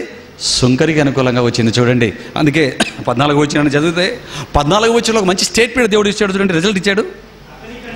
అతనికంటే పరిసయ్యుడి కంటే ఇతడు సుంకరి నీతిమంతుడుగా తీర్చబడి తన ఇంటికి వెళ్ళినని మీతో చెప్పుచున్నాను అన్నాడు చూడండి దేవుని పిల్లలారా. యేసుక్రీస్తు చక్కగా చెప్పాడు చూడండి. సుంకరి నీతిమంతుడుగా తీర్చబడి ఇంటికి వెళ్ళాడు అన్నాడు. ఇప్పుడు చెప్పండి దేవుని పిల్లలారా, పరలోక రాజ్యానికి ఎవరు దగ్గరగా ఉన్నారండి? యేసుక్రీస్తు 12:31 మత్తయి సువార్తలో చెప్పిన మాట మరొకసారి చూడండి. 12:31 మీరు చూసినట్లయితే, మీకంటే ముందుగా సుంకరులను వేశ్యలను దేవుని రాజ్యములో ప్రవేశించుదురని మీతో నిశ్చయముగా చెప్పుచున్నాను, మార్చడానికి అవకాశం లేదన్నాడు చూడండి. మీకంటే ముందుగా సుంకరులు సుంకరులు వేశ్యలు ఉంటారు అన్నాడు. నిజంగా దేవుని పిల్లరా, యేసుక్రీస్తు మాట ఎంత సత్యమో మీరు ఆలోచించండి. ఇప్పుడు పరిసయ్యుని ఈ సుంకరి బీట్అవుట్ చేశాడా లేదా? ఇంత ధర్మశాస్త్ర కోవిదుని పరలోకానికి అందరికంటే ముందు వరుసలో ఉండవలసినటువంటి వీరిని ఎవరు బీట్అవుట్ చేసి వెనకలేసి ముందుకు వెళ్ళిపోయారండి? ఎవరు ఓవర్టేక్ చేశారండి? సుంకరి వెళ్ళిపోతాడు. ఇప్పుడు ఆ పరిసయ్యుడు పరలోకానికి వెళ్తాడా? అతనికంటే ముందు సుంకరి పరలోకానికి వెళ్ళిపోతాడా? సుంకరి పరలోకానికి వెళ్ళిపోతాడు. ఎందుకంటే అతడు నీతిమంతుడుగా తీర్చబడి ఇంటికి వెళ్ళాను అనే మాట ఉంది చూడండి అక్కడ. అంటే పాపాన్ని ఒప్పుకొని దేవుడి సన్నిధిలో పాపాన్ని విడిచిపెట్టి దేవుడి కోసం ఒక నూతనమైన బ్రతుకును బ్రతకటం కోసం ఆ స్థలాన్ని విడిచిపెట్టి లోకంలోకి వెళ్ళిపోయాడండి సుంకరి. దేవుడి కోసం బ్రతకాలనుకున్నాడు. గుండెలు బద్దలు గుద్దుకొని పాప ప్రక్షాళన చేసుకొని దేవుడి సన్నిధిలో దేవుడి కోసం బ్రతకడానికి వెళ్ళిపోయిన వాడు సుంకరి అయితే దేవుడి దగ్గరకు వచ్చి తాను చేసినవాడిని గొప్పగా చెప్పుకొని దేవుడి దగ్గర తన చిట్ట అంతా కూడా గర్వంగా పరుచుకొని తన ప్రార్థనలో తన గురించి మాత్రమే చేసుకోకుండా, ఒకవేళ ఇతరుల గురించి చేస్తే మంచిగా చేయకుండా, ఇదిగో ఈ పాపుల వల్లే సుంకరు వల్లనే ఉండనందుకు నీకు కృతజ్ఞత స్థుతులు చెల్లించుకుంటున్నాను అని ఏమండి ఇతరులను మంచి మార్గంలోకి పెట్టవలసిన వీడు ఈ పరిసయ్యుడు వారిని ఎత్తు చూపి అతనికంటే నేను మంచిని దేవుడి దగ్గరికి వచ్చి తన గొప్పలు చెప్పుకున్నటువంటి సందర్భం మీరు ఆలోచించండి దేవుడిన పిల్లరా. వీడిలో కృంగిపోయే స్వభావం కానీ, పశ్చాత్తాపం కానీ, దేవుడు అన్నీ చూస్తున్నాడన్న ఆలోచన కానీ వాక్యాలు తెలిసినప్పటికీ ఉందంటారా మీరు చెప్పండి. అందుకేనండి నీతిమంతులుగా తీర్చబడి సుంకరి తన ఇంటికి వెళ్ళిపోయాడు. నేను నా తండ్రి కోసం బ్రతుకుతాను, నా దేవుడి కోసం బ్రతుకుతాను, ఇప్పుడైనా ధైర్యంగా ఆకాశం వైపు కళ్ళైతే ఉన్నతమైన స్థితికి నేను వెళ్ళిపోతాను, నా బ్రతుకును దిద్దుకుంటాను అన్నటువంటి ఆలోచనతో నీతిమంతులుగా తీర్చబడి వెళ్ళాడు. అంటే మీరు ఆలోచించండి దేవుడిన పిల్లలారా, మీరు ఆలోచించండి. అందుకే యేసుక్రీస్తు అన్నాడు, ఇదిగో మీకంటే ముందుగా సుంకరులు వేశ్యలు దేవుని రాజ్యంలో ప్రవేశించుదన్నమాట నిశ్చయముగా మీతో చెప్పుతాను. నిశ్చయం నేను చెప్పానంటే తప్పనిసరిగా జరిగి తీరుతుంది అన్నాడు చూడండి. వెళ్ళాడా సుంకరి? ఇప్పుడు ఆయనకంటే నీతిమంతుగా తీర్చబడ్డాడు. ఇంకా చాలామంది సుంకరుల గురించి బైబిల్లో మనకు కూడా చాలామంది సుంకరుల గురించి తెలుసు, చదివాం, కానీ సరిగ్గా పట్టించుకొని ఉన్నాం. మనకు బాగా తెలిసిన మరొక సుంకరు ఎవరో తెలుసండి? ట్యాక్స్ కలెక్టర్ ఒక ఆయన ఉన్నాడు బైబిల్లో. ఆయనే జక్కయ్య. పన్ను వసూలుదారులను సుంకరులుగా ఎంచుకుంటారు వాళ్ళు యూదులు. వీళ్ళు పన్నులు పీకి రాబట్టేసుకుంటారు. వీళ్ళు జలిగల్లా కాబట్టి వాళ్ళు సుంకరుల లెక్కలోకి వారిని పరిగణిస్తారండి. మరి ఈ సుంకరులలో ఒక జక్కయ్య గారు కూడా ఉన్నారండి. మరి జక్కయ్య గారి గురించి కూడా మనకు బాగా తెలుసు. జక్కయ్య గారి గురించి కూడా మనకు బాగా తెలుసు. జక్కయ్య గారి గురించి మనకు బాగా ఏం తెలుసు? ఆయన పొట్టివాడు అని తెలుసు. అంతేనా? అదేనా మనకు తెలిసింది? జక్కయ్య గురించి మనకి ఇంతవరకు తెలిసింది ఏంటంటే ఆయన బాగా పొట్టివాడండి, ఆ తర్వాత మేడి చెట్టు ఎక్కాడండి. ఇటువంటి విషయాలే మనకు తెలుసు దేవుని పిల్లలు. ఫిజికల్గా మనకు తెలిసే తప్ప 2000 సంవత్సరాలుగా బైబిల్ చదువుకుంటున్నా ఫిజికల్గా కనిపించే చెట్టు ఏ చెట్టో మేడి చెట్టు అని, ఫిజికల్గా కనిపించే వ్యక్తి ఎంత ఎత్తున్నాడో ఇవి చూసుకున్నామే తప్ప ఆయన జీవితంలో జరిగిన ఒక విప్లవాత్మకమైనటువంటి మార్పు గురించి మనం ఆలోచించలేకపోయాం దేవుని పిల్లలు. నిజంగా జక్కయ్య గురించి బైబిల్లో మనం చదువుకుంటున్నప్పుడు యేసుక్రీస్తు జక్కయ్య దగ్గరికి వచ్చాడు. ఆయనకు సుంకరగా ఉంటాడు, చెట్టు మీద ఉన్నాడు. జక్కయ్య చెట్టు దగ్గర నేను నీ ఇంట ఉండవలసి ఉన్నది అన్నాడండి. అనగానే నిజంగా జక్కయ్య ఏం చేశాడండి? ఏమని భావించుకున్నాడో తెలుసా దేవుని పిల్లరా? జక్కయ్య ఏమని భావించుకున్నాడు, ఎలా ఫీల్ అయ్యాడో తెలుసా? అయ్యో, ఈయన నా ఇంట్లోకి రావటమా? నేను ఒక సుంకరగా ఉంటున్నాను, ఒక ట్యాక్స్ కలెక్టర్గా ఉంటున్నాను, పన్ను వసూలుదారుడుగా, ఒక పిసినారుగా నేను ఉంటున్నాను, నా ఇంట్లోకి ఈయన రావటమా అని ఆలోచించుకుంటున్నాడు. నా ఇంట్లోకి నేను అడుగు పెట్టాలి అంటే మార్చవలసింది ఇంట్లో ఉన్నటువంటి సామాన్లను కాదు, సర్దవలసింది ఇంట్లో ఉన్నటువంటి వస్తువులను కాదు, నా బ్రతుకును సర్దుకోవాలి అనుకున్నాడు. చూడండి, నిజంగా వెంటనే వెళ్ళి ఇంటిని సర్దుకున్నాడా? ఇంటికంటే ముందు బ్రతుకును సర్దుకున్నాడా? దేని సర్దుకున్నాడు? తన మనసును, తన హృదయాన్ని, తన బ్రతుకును సర్దుకున్నాడు. దేవుని పిల్లలారా, ఇంట్లోకి యేసుక్రీస్తును తీసుకువెళ్ళటానికి మునుపే బ్రతుకు దిద్దుకున్నాడు. యేసుక్రీస్తు ఇంట్లోకి అడుగు పెట్టి ఆ భోజనం చేస్తున్నప్పుడు అందరూ లేచి నిలబడ్డాడు. ఒక గొప్ప స్టేట్మెంట్ ఇచ్చాడు. ఏమన్నాడు? ఇదిగో ప్రభువా, నాకున్నటువంటి ఈ ఆస్తిలో సగం ఎవరికి ఇచ్చేస్తున్నాను? దీన్ని బీదలకి ఇచ్చేస్తున్నాను ప్రభువా అన్నాడు. చూడండి, యేసుక్రీస్తు ఏమైనా అడిగాడండి ఆయన్ని? యేసుక్రీస్తు ఏమైనా అడిగాడా? యేసుక్రీస్తు ఏమైనా అడగలేదు. జక్కయ్య, ఇదిగో నేను ఇంటికి వచ్చినందుకు ఇదిగో నీ యొక్క ఆస్తిలో సగాన్ని ఇచ్చేవయ్యా పేదలకి, పేదలకి. ఎవరి దగ్గర అన్యాయంగా ఒక వంతు తీసుకున్నట్లయితే ఒక వంతుకు 4 వంతులు చెల్లించవయ్యా అని యేసుక్రీస్తు ఏమైనా చెప్పాడండి జక్కయ్యకి? ఆయన చెప్పలేదు, ఆయన అడగను లేదు. ఈయన మందిలో లేచాడు, యేసుక్రీస్తు ముందు లేచి చెప్తున్నాడు, ప్రభువా, నా ఆస్తిలో సగాన్ని బీదలకి ఇస్తున్నాను, ఎవరి దగ్గర అయినా నేను అన్యాయంగా తీసుకుంటే ఆ వ్యక్తికి 4 వంతులు నేను చెల్లిస్తాను అంటాడు. మార్పేనండి ఇది? మార్పేనంటారా కాదంటారా? ఇది మార్పా కాదా చెప్పండి దేవుని పిల్లలారా? మార్పు అండి, గొప్ప మార్పు దేవుని పిల్లలారా. ఇది గొప్ప మార్పు. మీరు ఆలోచించండి. అంటే జక్కయ్య ప్రారంభమే మార్పుతో స్టార్ట్ అయింది. చూడండి, జక్కయ్య ప్రారంభం ఎలా స్టార్ట్ అయిందండి? ఒక గొప్ప మార్పుతో జక్కయ్య గారి జీవితం క్రీస్తులో మొదలైంది. దేవుని పిల్లలారా, మీరు ఆలోచించండి రా. మొత్తం దేవుడి కోసం ఇవ్వటానికి, సగం ఇవ్వటానికి, వెంటనే ఉన్న పొలంగా ఇచ్చేయడానికి సిద్ధపడిపోయాడంటే మీరు ఆలోచించండి. ఒక సుంకరిగా, ఒక ట్యాక్స్ కలెక్టర్గా ఉంటూ ఎంత నిర్ణయాన్ని తీసుకున్నాడో మీరు ఆలోచించండి దేవుని పిల్లలారా. మీరు ఆలోచించండి. మనము మారామండి. జక్కయ్య మారాడు. జక్కయ్య మారిన తర్వాత దేవుడి దగ్గర నుంచి ఏమైనా తీసుకోవాలి, దేవుడు నాకేమైనా ఈయనను నమ్మినందుకు ఇస్తాడేమో అని ప్రార్థనల్లో, ఉపవాస ప్రార్థనలో దేవుడి నుంచి పొందుకోవటానికి కనిపెట్టుకుని ఉంటున్నాడా?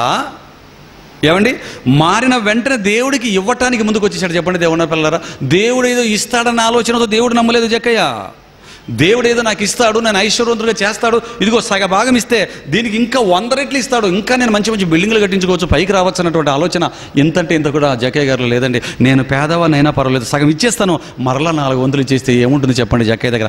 నేను పేదవాడినైనా పర్వాలేదు, నా బ్రతుకు చితికిపోయినా పర్వాలేదు, ఇంత మహానుభావుడు నా ఇంట్లో అడుగుపెట్టిన తర్వాత కూడా నేను ఒక మంచి నిర్ణయాన్ని, ఒక గొప్ప మార్పును సంతరించుకోకపోతే ఎందుకు నా జీవితం అనుకున్నాడు. చూడండి దేవుని పిల్లలారా, ఎంత గొప్ప నిర్ణయం తీసుకున్నాడు. చూడండి, దేవుని నమ్ముకున్న తర్వాత దేవుడికి మొత్తం ఇవ్వాలనుకుంటున్నాడు జక్కయ్య. నిజంగా మనమేమనుకున్నాం? మనము దేవుని నమ్ముకున్నాం. మనం దేవుని నమ్ముకున్న తర్వాత ఉన్నదంతా ఎప్పుడెప్పుడు ఖర్చు పెడదాం, ఎప్పుడెప్పుడు దేవుడి పనికి ఇచ్చేద్దామా, ఎప్పుడెప్పుడు దేవుని స్వార్థ కార్యక్రమాలను ముందుకు తీసుకువెళదాం అన్నటువంటి ఈ ఆలోచనలతో ఉంటామా? ఎప్పుడెప్పుడు దేవుడు ఏమి ఇస్తాడని చెప్పి ప్రాతకాలములనే లేవటం, ప్రార్థన చేసుకోవడం, ఎప్పుడెప్పుడు ఏమి ఇస్తారన్నటువంటి ఆశలతో దేవుడు ఎదురు చూస్తున్నామా? మీరు ఆలోచించండి దేవుని పిల్లలు. ఒకసారి మన ప్రార్థనలు మనం పరీక్షించుకుందాం. ఒకసారి క్రైస్తవ బిడ్డల ప్రార్థనలు చూడండి. దేనికోసం నమ్ముతాడు, దేనికోసం దేవుని దగ్గరకు వస్తాడు? నేను దేవుని నమ్ముకున్నాను, ఏదో ఒక రోజు నా పైకి తీసుకొస్తాడు దేవుడు. నేను దేవుని నమ్ముకున్నాను, దేవుడు నాకు ఏదో ఒక రోజు నాకు ఇస్తాడండి, నా బిడ్డలు సెటిల్ చేస్తాడండి, నాకు ఒక మంచి ఇల్లు ఇస్తాడండి, నాకు ఒక మంచి బండి ఇస్తాడండి, ఒక మంచి జీవితం ఇస్తాడు. ఇలాగ అంటున్నాడు అంటే దేవుడి దగ్గరకు వచ్చిన తర్వాత ఏదో దేవుడు ఇస్తాడని ఎదురు చూస్తున్నాడా వీడు?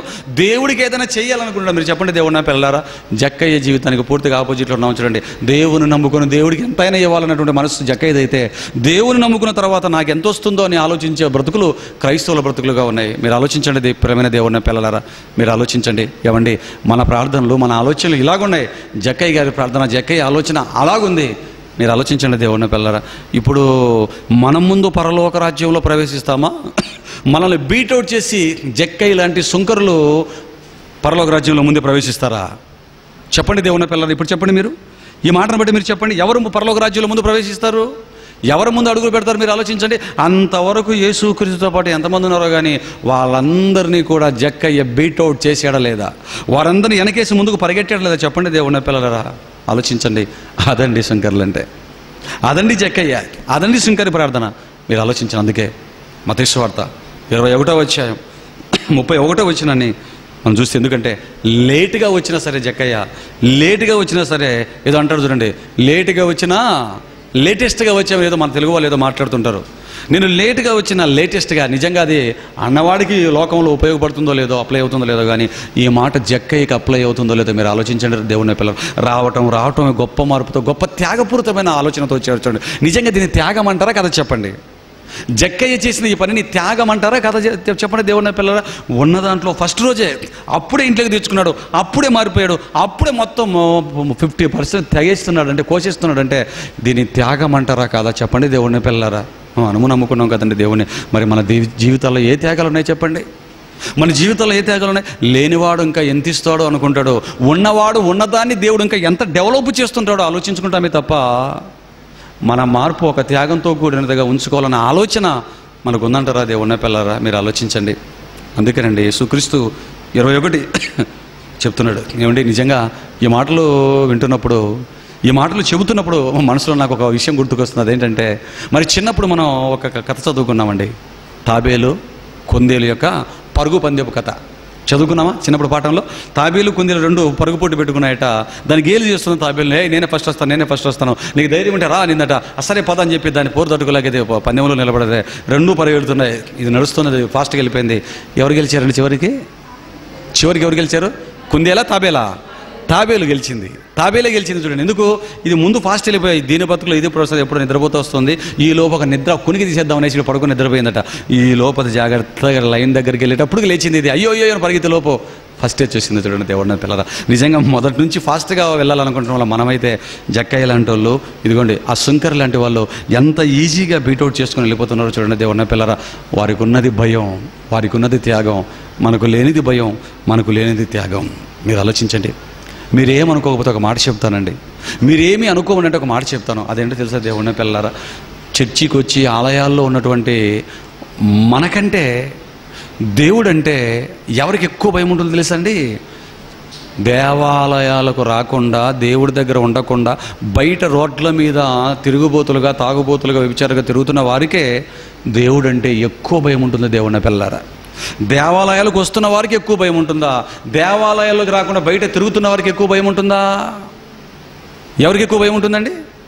ఎవరికి ఎక్కువ భయం ఉంటుంది? బయట ఉన్న వారికే.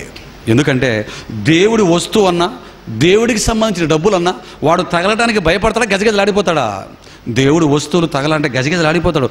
ఆలయంలోకి అడుగు పెట్టాలని ఓయమ్మ నాలాంటి ఇంత నీచుడు, ఇంత వ్యభిచారి, ఇంత దొంగ, ఇంత చోరుడు లోపలికి వెళ్తే ఎలాగనుకొని భయపడిపోతారండి. కానీ మనలాంటి వాళ్ళు చూడండి దేవుని పిల్లలారా, దేవాలయాలకు వచ్చేవాళ్ళు, నమ్మిన వాళ్ళు చూడండి, లోపలికి వచ్చిన వాళ్ళు దేవుడి డబ్బులు అనగానే ఈజీగా తీసుకుంటాడా, ఈజీగా ఖర్చు పెట్టేసుకుంటాడా? అయ్యో ఇవి దేవుడి డబ్బులు ఖర్చు పెట్టకూడదు నాయన, ఇవి నా సొంతానికి వాడుకోకూడదు, దేవుడికి ఇచ్చిన కానుకలు దేవుడికే వాడాలనుకుంటాడా? ఈజీగా సొంతానికి వాడేసుకుంటాడా? ఏమండి మీకు తెలుసు, మన కాలేజీల్లో కొన్ని కాలేజీల్లో ఫ్యాన్లు తెచ్చి పెడితే ఫ్యాన్ ఇల్లుకి తీసుకెళ్ళి వాడుకుంటున్న వాళ్ళు చాలామంది ఉన్నారు. కుర్చీలు పెడితే కుర్చీలు కూడా ఇంట్లోకి వాడుకునే వాళ్ళు చాలా, నేను చూస్తున్నాను కదా. దేవుడి కార్యక్రమాల కోసం కుర్చీలు వేస్తే వాళ్ళ ఇంట్లోకి వాడుకుంటారు, దేవుడి కార్యక్రమాల కోసం ఫ్యాన్లు తెస్తే వాళ్ళ ఇంట్లోకి వాడుకుంటారు, దేవుడి కార్యక్రమాల కోసం వస్తువులు తెస్తే వాళ్ళ ఇంట్లోకి వాడుకుంటూ ఉంటారు. మీరు ఆలోచించండి దేవుని పిల్లరా, ఇంతకు లోన ఉన్నవాడికి భయం ఉందా, బయట ఉన్నవాడికి ఎక్కువ భయం ఉందా? బయట ఉన్న వాడికి ఎక్కువ భయం ఉంది దేవుని పిల్లలు. అందుకే యేసుక్రీస్తు మత్తయి సువార్త 21:31 ఏమన్నాడు? మీకంటే ముందుగా చూడండి, 21:31 మత్తయి సువార్త చివరిగా చూడండి, సుంకరులను వేశ్యలను మీకంటే ముందుగా దేవుని రాజ్యంలో, మొదట సుంకరులు మీకంటే ముందుగా దేవుని రాజ్యంలో ప్రవేశిస్తారన్నాడు. ఆ తర్వాత ఎవరు ప్రవేశిస్తారని చెప్తున్నాడు? వేశ్యలు అన్నాడు. చూడండి సుంకరులు ఎలా ప్రవేశిస్తున్నారో మనం చూసాం, మచ్చుకిద్దరిని కళ్ళ ముందుకు తెచ్చుకొని. ఇక వేశ్యల గురించి చెప్తున్నాడు చూడండి దేవుని పిల్లలారా. అంటే వేశ్యలు కూడా మనకంటే ముందుగా, శాస్త్రులు యాజకులు పరిచయాల కంటే ముందుగా పరలోక రాజ్యంలో ప్రవేశిస్తారా? దేవుని రాజ్యంలో ప్రవేశిస్తారండి? వేశ్యలంటే తప్పులు చేసేవారండి, వ్యభిచారం చేసేవాళ్ళండి. అందరికి మందికి తమ ఒళ్ళును పంచేవారండి. ప్రతిరోజు తమ ఒళ్ళును పంచేవారంటే ఎంత పాపమో మీరు ఆలోచించండి. దేవుని పిల్ల ఏంటి ఇలాంటి వాళ్ళు కూడా మనల్ని మరి మనకంటే ముందుగా పరలోక రాజ్యంలో ప్రవేశిస్తారా? వేశ్యలు అనగానే మరలా మీకు చెప్తున్నాను, ప్రపంచంలో ఉన్న అందరు వేశ్యలు కాదు దేవుని పిల్లరా. యేసుక్రీస్తు దగ్గరికి వచ్చి ఆయన మాటలు నమ్మి విని మారిన వారి గురించి యేసుక్రీస్తు మాట్లాడుతున్నాడు. మరి అలాంటి వేశ్యలు ఎవరైనా నమ్మి అందరికంటే ముందు పరలోక రాజ్యానికి ప్రవేశానికి సంపాదించుకున్నారు అర్హత? యోహాను సువార్త. ఒక వేశ్య, ఒక మంచి మనసున్నటువంటి వేశ్య, బ్రతుకును వెంటనే మార్చుకున్న క్రీస్తును ఐడెంటిఫై చేసినటువంటి ఒక వేశ్య గురించినటువంటి సంగతిని బైబిల్లో యోహాను సువార్త 4వ అధ్యాయం 16వ వచనాన్ని మీరు చూసినట్లయితే, యోహాను సువార్త 4వ అధ్యాయం, ఒక స్త్రీ ఉందండి అక్కడ.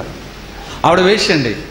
యోహాను సువార్త 4వ అధ్యాయంలో మనకు కనపడే ఒక స్త్రీ ఉంది.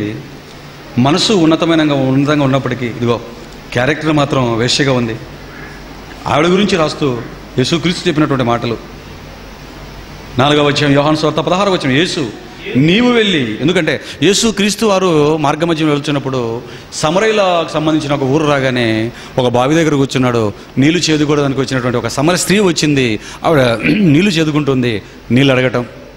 ఆ తర్వాత ఆ మాటల్లో 16వ వచనం రాగానే ఏం చెప్తున్నాడు చూడండి, యేసు నీవు వెళ్ళి నీ పెనిమిటిని పిలుచుకొని ఇక్కడికి రమ్మని ఆమెతో చెప్పాను. ఆ స్త్రీ నాకు పెనిమిటి లేడనగా యేసు ఆమెతో, నాకు పెనిమిటి లేడని నువ్వు చెప్పిన మాట సరియే, నీకు 5 పెనిమిట్లు ఉండరి, ఇప్పుడు ఉన్నవాడు నీ పెనిమిటి కాడు, సత్యమే చెప్పితివనెను అన్నాడు. చూడండి దేవుని పిల్లారా. ఏమండి మరి నిజంగా నాకు పెనిమిటి లేడయ్యా అని చెప్పింది. అబద్ధం చెప్పిందా, నిజం చెప్పిందా?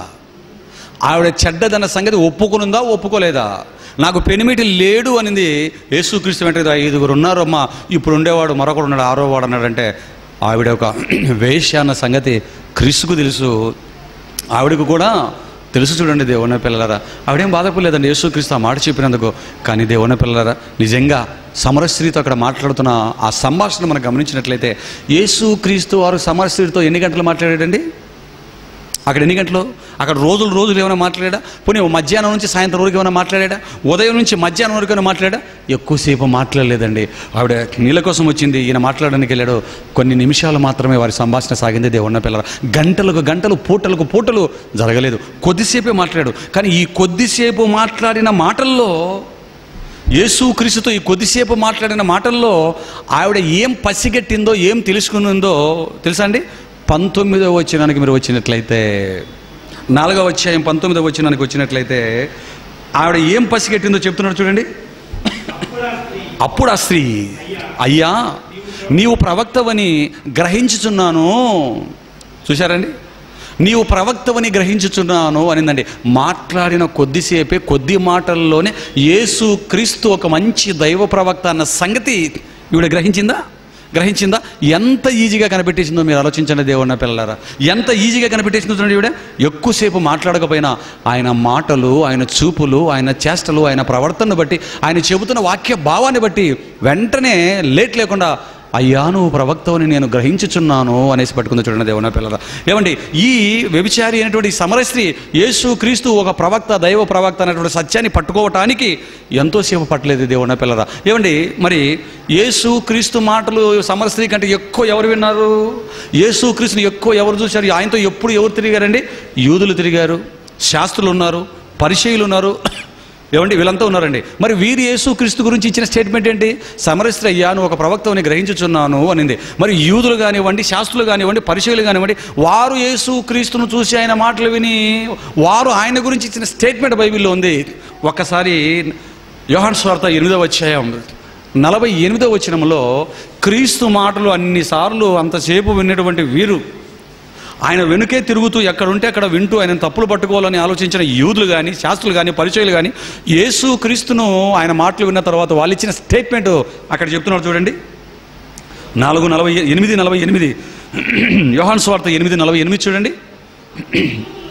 అందుకు యూదులు, నీవు సమరయుడవును దయ్యము పట్టిన వాడవని మేము చెప్పుచున్న మాట సరియే కదా అని ఆయనతో అన్నారటండి. అంటే ఇన్ని మాటలు, యేసుక్రీస్తు మాటలు విని పరీక్షించిన తర్వాత యేసుక్రీస్తు గురించి ఆ యూదులు, శాస్త్రులు పరిశీలించిన స్టేట్మెంట్ ఏంటంటే బైబిల్లో 4 సువార్తలు చదివితే ఆయన దయ్యము పట్టినవాడు, నువ్వు సమరయుడవు, నువ్వు సుంకరివి, నువ్వు పాపివి, నువ్వు తిండిపోతువు, నువ్వు తిరిగిపోతువు అంటున్నాడు దుర్మార్గులు. ఆయన మాటలు గంటలకు గంటలు విని పరీక్షించిన తర్వాత వారికి అర్థమైంది ఏంటంటే, కనీసం ఆయన దేవుని కుమారుడు అయినప్పటికీ అది గ్రహించలేకపోయినా, ఒక మెస్సియాగా గుర్తించలేకపోయినా, కనీసం ఒక శక్తి కలిగిన ప్రవక్త అన్న సంగతి కూడా ఆ దుర్మార్గులు అర్థం చేసుకోలేక, నువ్వు దయ్యము పట్టిన వాడవు, సమరయుడు మేము చెప్పిన సంగతి సరి అని మరొకసారి కన్ఫర్మ్ చేసుకున్నారు చూడండి దేవుని పిల్లలారా. ఏమండి, ఇప్పుడు సమర స్త్రీకి బాగా అర్థమయ్యాడా యేసుక్రీస్తు? ఈ శాస్త్రులు పరిచయులు యూదులకు బాగా అర్థమయ్యాడా?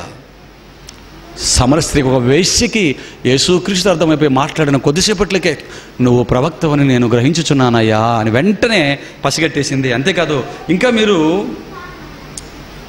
26వ వచనానికి వస్తే, యోహాను సువార్త 4వ అధ్యాయం 25వ వచనానికి వచ్చినట్లయితే, యోహాను సువార్త 4వ అధ్యాయం 25వ వచనానికి వచ్చినట్లయితే, యేసుక్రీస్తు వారు మాటలు చెప్పిన తర్వాత, వాక్యం విన్న తర్వాత ఆవిడ ఇచ్చిన స్టేట్మెంట్ అంటే, ఆ స్త్రీ ఆయనతో, యోహాను సువార్త 4:25, ఆ స్త్రీ ఆయనతో, క్రీస్తనబడిన మెస్సీయ వచ్చునని నేను ఎరుగుదును, ఆయన వచ్చినప్పుడు మాకు సమస్తమును తెలియజేయనని చెప్పగా, యేసు నీతో మాట్లాడుచున్నా నేనే ఆయనని ఆమెతో చెప్పాను. ఏమండి, యేసుక్రీస్తు వారి మాటలు వినగానే ఒక ప్రవక్తని గ్రహించింది. ఇంకా మరి 4 మాటలు మాట్లాడేసరికి ఎక్కడికి వచ్చేసింది ఇప్పుడు వెంటనే, యేసుక్రీస్తు అనబడిన మెస్సీయ వచ్చినప్పుడు మాకు సమస్తము తెలియజేస్తాడని నేను విన్నాను, నాకు తెలుసు అని ఇంక తడపడాయించుకుంటుంది అనమాట. తడపడాయిస్తుంది అర్థమేమని, ఇంకా నువ్వే క్రీస్తు అనటానికి ఇంకా దగ్గరలో ఉంది ఆవిడ. నువ్వు చెప్తున్న మాటలని విన్న తర్వాత నాకు ఏమనిపిస్తుంది అంటే, అయ్యా క్రీస్తు అనబడిన మెస్సీయ వచ్చినప్పుడు మాకు సమస్తాన్ని బయలుపరచాడని నేను విన్నాను అనబోతుంది. నీతో చెప్పుచున్న నేనే ఆ మెస్సీయ అని యేసుక్రీస్తు ఆ ఖాళీని ఫుల్ఫిల్ చేసేసాడు చూడండి దేవుని పిల్లరా. ఆయన ప్రవక్తని పసిగట్టిందా? ఆయన మెస్సీ అని నమ్మిందా? నమ్మలేదు ఆవిడ. మాట్లాడిన కొన్ని నిమిషాల్లోనే ఒక వేశ్య, 6 మందిని భర్తలుగా ఉంచుకొని వ్యభిచారం చేసినటువంటి ఈ వేశ్య యేసుక్రీస్తు 2 మాటలు మాట్లాడేసరికి ప్రవక్తని గట్టిగా నమ్మేసింది. యేసుక్రీస్తు మెస్సీయ, ఈయన క్రీస్తు అన్న సంగతిని కూడా ఆ 90% దగ్గరకు వచ్చేసింది. క్రీస్తు చెప్పేసరికి మరి నమ్మిందా లేదా ఆవిడ? నమ్మేసి వెంటనే ఏం చెప్పింది తెలుసా అండి, అక్కడ వదిలేసి యేసుక్రీస్తుని విడిచిపెట్టి, అయ్యా కొంచెం టైం ఇస్తామని చెప్పి వెంటనే ఏం చేసింది? ఎక్కడికి వెళ్ళిపోయిందండి? ఊర్లోకి వెళ్ళిపోయింది చూడండి. మారిపోయింది.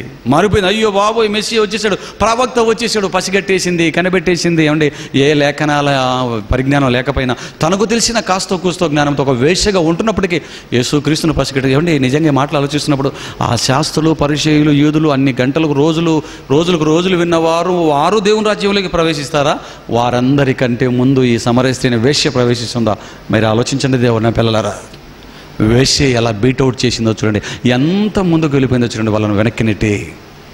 ఇక ఆవిడ మనసు మార్చుకున్న తర్వాత నేరుగా ఎక్కడికి వెళ్ళని తెలుసా అండి, 4వ అధ్యాయం 39వ వచనాన్ని మీరు అక్కడ చూసినట్లయితే, నేరుగా వారు ఊర్లోకి వెళ్ళిపోయి ఊర్లో వాళ్ళకు 4 మాటలు చెప్పి తెచ్చేసిందండి యేసుక్రీస్తు దగ్గరికి. 4వ అధ్యాయం 39 యోహాను సువార్త. నేను చేసినవన్నీ నాతో చెప్పెనని సాక్ష్యం ఇచ్చిన స్త్రీ యొక్క మాటలను బట్టి ఆ ఊరిలోని సమరయులలో అనేకులు ఆయన యందు విశ్వాసం ఉంచిరి. ఏమండి, ఇక్కడ తెలుసుకోగానే నేరే ఎక్కడ పరిగెట్టింది ఆవిడ? ఊరిలోకి పరిగెట్టింది చూడండి. అంటే మొదట తన బ్రతుకును మార్చుకుని తను తెలుసుకున్న కనుగొన్న మెస్సీ అని, ఆ గొప్ప ప్రవక్తని వెంటనే ఎవరికి పరిచయం చేయాలనుకున్నదండి? మనమైతే ఏమంటాం, అయ్యో అనుకోని, అయ్యో మంచి అయినా కలుసుకుని అనుకోని 4 దండం పెట్టేసి 4 మాటలు చెప్పించుకొని ఏదో బాప్తిస్మం ఇస్తే బాప్తిస్మం ఇప్పించుకొని వెంటనే ఊర్లోకి వెళ్ళిపోతాం మనం. దేవుని పిల్లలారా, ఆవిడ తెలుసుకున్న మరుక్షణమే ఊరి ప్రజలకు పరిచయం చేయడానికి వెళ్ళిపోయిందా, తనలోనే కుక్కేసిందా ఆ సంగతిని? వెంటనే ఊరి దగ్గరికి వెళ్ళి చెప్పేసింది అందరికీ. ఏమండి, అసలు ఆవిడ చెప్తే ఆ ఊరి ప్రజలు వింటారా? ఆవిడ క్యారెక్టర్ని బట్టి ఒక వేసి చెప్తే నమ్ముతారా? చెప్పండి దేవుని పిల్లరా. అందుకే ఆవిడ చేసిన ఆలోచన ఏంటంటే, నా బ్రతుకు బాగులేదు, నా జీవితం పాడైపోయింది, నాలాంటిది మాటలు చెబితే వీరు నమ్మరు, కాబట్టి బ్రతుకు బాగున్నటువంటి పరిశుద్ధుడైన యేసుక్రీస్తుని మా ఊరికి తీసుకొచ్చినట్లయితే ఆయన చెబితే మా ఊరి వారు నమ్ముతారు, మారుతారు, దేవుడి దగ్గర వెళతారు, సత్యాన్ని గ్రహిస్తారు అన్నటువంటి ఆలోచనతో ఆవిడ చెప్పలేకపోయినా నేరుగా ఊరి వాళ్ళని తీసుకుని యేసుక్రీస్తు దగ్గరికి వెళ్ళిపోయి ఏం చేసిందండి, ఆయనను తమ గ్రామంలోకి ఆహ్వానించేటట్టుగా చేసింది. తీసుకెళ్ళిపోయారు వాళ్ళు, తీసుకెళ్ళిపోయారు. 40 వచనం చూడండి, 4:40. ఆ సమరయులు ఆయన యొద్దకు వచ్చి తమ యొద్ద ఉండమంది ఆయనను తమ యొద్ద ఉండమని ఆయన్ను వేడుకొన్నారటండి. వేడుకొని ఆయన ఏం చేశాడు? అందుకు ఆయన 2 దినములు ఉన్నాడట. ఎక్కడ? ఆ సమరయులతో కలిసి వారి గ్రామంలో ఉన్నాడు చూడండి, ఆ ఊర్లో ఉన్నాడు చూడండి దేవుని పిల్ల. ఏమండి నిజంగా మారిందంటారా? మారిన వెంటనే ఆవిడ మార్పును ప్రజలకు చూపించుకుంది. వెంటనే ప్రజలు తీసుకొచ్చింది, యేసుక్రీస్తుకు పరిచయం చేసింది. ఆవిడ చేసిన ఇంకా గొప్ప పని ఏంటంటే వెంటనే ఆవిడ మారిన వెంటనే అదే రోజే నుంచే 2 రోజులు పబ్లిక్ మీటింగ్ పెట్టేసింది. ఎక్కడ? 2 రోజులు పబ్లిక్ మీటింగ్ ఎక్కడ పెట్టింది? వారి ఊరిలో. స్పీకర్గా ఎవరిని తీసుకెళ్ళింది? పబ్లిక్ స్పీకర్గా ఎవరిని తీసుకెళ్ళిందండి? ఎటువంటి వ్యక్తిని, ఎంతటి వ్యక్తిని స్పీకర్గా ఆహ్వానించి వారి గ్రామానికి తీసుకెళ్ళి పరిచయం చేసిందో మీరు ఆలోచించండి దేవుని పిల్లలారా. ఏమండి ఈ ఘనత బైబిల్లో కూడా చాలామందికి దక్కిన ఘనత కాదు దేవుని పిల్లలారా. యేసుక్రీస్తు అంటే వ్యక్తిని ఒక పబ్లిక్ స్పీకర్గా తీసుకెళ్ళి ఊరికి మీటింగులు పెట్టించుకుందంటే దేవుని వాళ్ళరా, మన భాషలో చెప్తున్నాను. ఆ మీటింగులు పెట్టించింది ఒక స్పీకర్ని తీసుకెళ్ళిందంటే మీరు ఆలోచించండి రా. ఇప్పుడు ఈ వేశ్య అందరికంటే ముందు, మనకంటే ముందు పరలోక రాజ్యంలో ప్రవేశిస్తుందో ప్రవేశించదా? ప్రవేశిస్తుంది. ఆవిడ మారిన మరుక్షణమే, మారిన రోజు నుంచే వెంటనే పనిలోకి దూకింది. వారి గ్రామానికి వాక్యం అందించింది, రక్షించుకునింది. మీరు ఆలోచించండి. ఆవిడ మాట, ఊరు వాళ్ళ మార్పును చూసిన తర్వాత యేసుక్రీస్తు 2 రోజులు వాళ్ళ ఊరిలో ఉండిపోవడానికి కూడా ఒప్పుకుని 2 రోజులు ఉన్నాడు అంటే మీరు ఆలోచించండి దేవుని పిల్లరా, మీరు ఆలోచించండి. యేసుక్రీస్తు చెప్పిన మాటను మనసులో పెట్టుకోండి. మీకంటే సుంకరులు, వేశ్యలు మీకంటే ముందుగా దేవుని రాజ్యంలో ప్రవేశించుదురన్న మాట నిశ్చయం అన్నాడు చూడండి. అవండి మార్పులు, అవండి త్యాగాలు. మీరు ఆలోచించండి దేవుని పిల్లలు. సుంకరులు చూస్తే ఎలా మారారు, ఇదిగో వేశ్యలు చూస్తే వేశ్యలు మీలాగా. వీరే కాదండి, బైబిల్లో ఇంకా చాలామంది వేశ్యలు ఉన్నారు, చాలామంది ఉన్నారు. వాళ్ళు కూడా మారిపోవటం. యేసుక్రీస్తు పాదాలను ఆ అత్తరు పూసి కడిగి ఆ తల వెంట్రుకలతో ఆయన యొక్క పాదాలను తోడడం పాపాత్మరాయన స్త్రీలండి. మరి వారు ఏ పాపములు ఉన్నారో తెలియదు కానీ దేవుని పిల్లరా, పాపముల నుంచి, ఎందుకంటే స్త్రీకి తన శీలం పోగొట్టుకోవడం అంటే మించిన పాపం ఏముంటుందో చెప్పండి. వచ్చి ఆయన పాదాలు పట్టుకొని తల వెంట్రుకలతో పాదాలు తుడిచిన ఎందరో బైబిల్లో మనకు కనబడతారు దేవుని పిల్లరా. ఎందుకంటే ఇంట్లోకి భోజనానికి పిలిచినటువంటి ఆ సీమోన్ అనేటువంటి పరిచయుడు కూడా, ఆ పరిచయుడు తెగలవాడు. ఏంటి, ఒక పాపత్తున్న స్త్రీ ముట్టుకుంటే ఇలాగైపోతుంది, లోపల కుళ్ళిపోతున్నారు, దేవుడి ముందు నలిగిపోతున్నారండి వాళ్ళు. కానీ వారు మాత్రం యథేచ్ఛగా రావటం. భోజనానికి పిలిచినప్పుడు ఆ పరిచయుడు పరలోక రాజ్యానికి ముందు వెళ్తాడా? పాపాత్మురాలు ఈ స్త్రీ వచ్చి యేసుక్రీస్తు కాళ్ళగా కన్నీటితో కడిగేసావిడ. ఆ అత్తరు పూసేసి కడిగేసి తన తల వెంట్రుకలతో ఆయన పాదాలు తుడిచినటువంటి ఈవిడ వెళ్ళిపోతుందా? మీరు ఆలోచించండి దేవుని పిల్లరా. బీట్అవుట్ చేశారండి, వెనక్కి నెట్టేశారండి. శాస్త్రులను, పరిచయులను, యాజకులను, దేవుని నమ్మిన వారిని వెనక్కి నెట్టేసి ఇదిగో క్రీస్తు చెప్పినట్టుగా సుంకరులు, పాపులు, ఈ వేశ్యలు ఎక్కడికి వెళ్ళిపోయారు? పటపట పరలోకానికి వెళ్ళిపోయారు చూడండి దేవుని పిల్లరా. ఎంత మార్పులు చూడండి, వారి మార్పులు, త్యాగాలు. మారిన వెంటనే దేవుని గురించి ప్రకటించాలనుకున్న గ్రామానికి సువార్త అందించుకుని చూడండి. మనం మారామా? మన మార్పులు త్యాగాలతో ప్రారంభమవ్వవు. మన జీవితాలలో వాక్యం విన్న తర్వాత మధ్యలోనైనా మనకు త్యాగాలు ఉండవు దేవుని పిల్లరా. ఒక జక్క ఇలాంటి త్యాగం మనకు వస్తుందండి. ఇన్ని వాక్యాలు వింటాం, రొట్టె ద్రాక్షరసం తీసుకుంటాం. అయిపోయిన తర్వాత ఇప్పుడు మెసేజ్ అయిపోగానే ఒక పాట పాడుకుని వెంటనే రొట్టె ద్రాక్షరసాన్ని తీసుకుంటాం చూడండి దేవుని పిల్లల. రొట్టె ద్రాక్షరసం తీసుకున్న తర్వాత కనీసం ఆ రొట్టె వచ్చినప్పుడు, ద్రాక్షరసం చూసినప్పుడు ఆయన పనిని గుర్తుకు చేసుకొని త్యాగం చేయాలి, ఆస్తిలో భాగాలు ఇవ్వాలి, ఆయన కోసం బాగా బ్రతకాలన్నటువంటి ఆలోచనలు ఎంతమందికి ఉన్నాయి మీరు ఆలోచించండి. మన డబ్బులు మన దగ్గర ఉంటాయి, మన ఆస్తులు మన దగ్గర ఉంటాయి, ప్రజలు మాత్రం పాపంలోనే ఉంటారు. ఎందుకు వారు పాపంలోనే ఉన్నారు? నీ డబ్బులు నీ దగ్గర ఉన్నాయి, నీ పిల్లలు నీ దగ్గర ఉన్నారు, నీ కుటుంబం నీ దగ్గర ఉంది, నీవన్నీ నీ దగ్గర పెట్టుకుని నువ్వు కూడా ఇల్లు కదలకుండా నీ కుటుంబంతో పాటు నీ ఆస్తుల దగ్గర ఉన్నావు కనుకే వాడు మారటం లేదు. మీరు ఆలోచించండి దేవుని పిల్లలారా. జక్కయ్య చేసిన త్యాగం, ఒక వేశ్యైన సమస్త్రీ తీసుకెళ్ళిపోయినటువంటి ఆ సువార్తను నిజంగా మనసులో పెట్టుకుని మీరు ఆలోచించండి. ఇలాంటి వాళ్ళు బైబిల్లో చాలామంది కనబడతారండి. మారిన తర్వాత మరల లోకంలో కలిసిపోలేదు దేవుని పిల్లరా. ఒక మగ్జిలైన మరియ మారింది, మరల లోకంలో కలిసిపోలేదు. ఇలాంటి వాళ్ళందరూ బైబిల్ నిండా ఆ పేజీలు తిప్పుతున్నప్పుడు పేజీకి ఇలాంటి వాళ్ళ చరిత్ర కనబడుతుంది దేవుని పిల్లరా.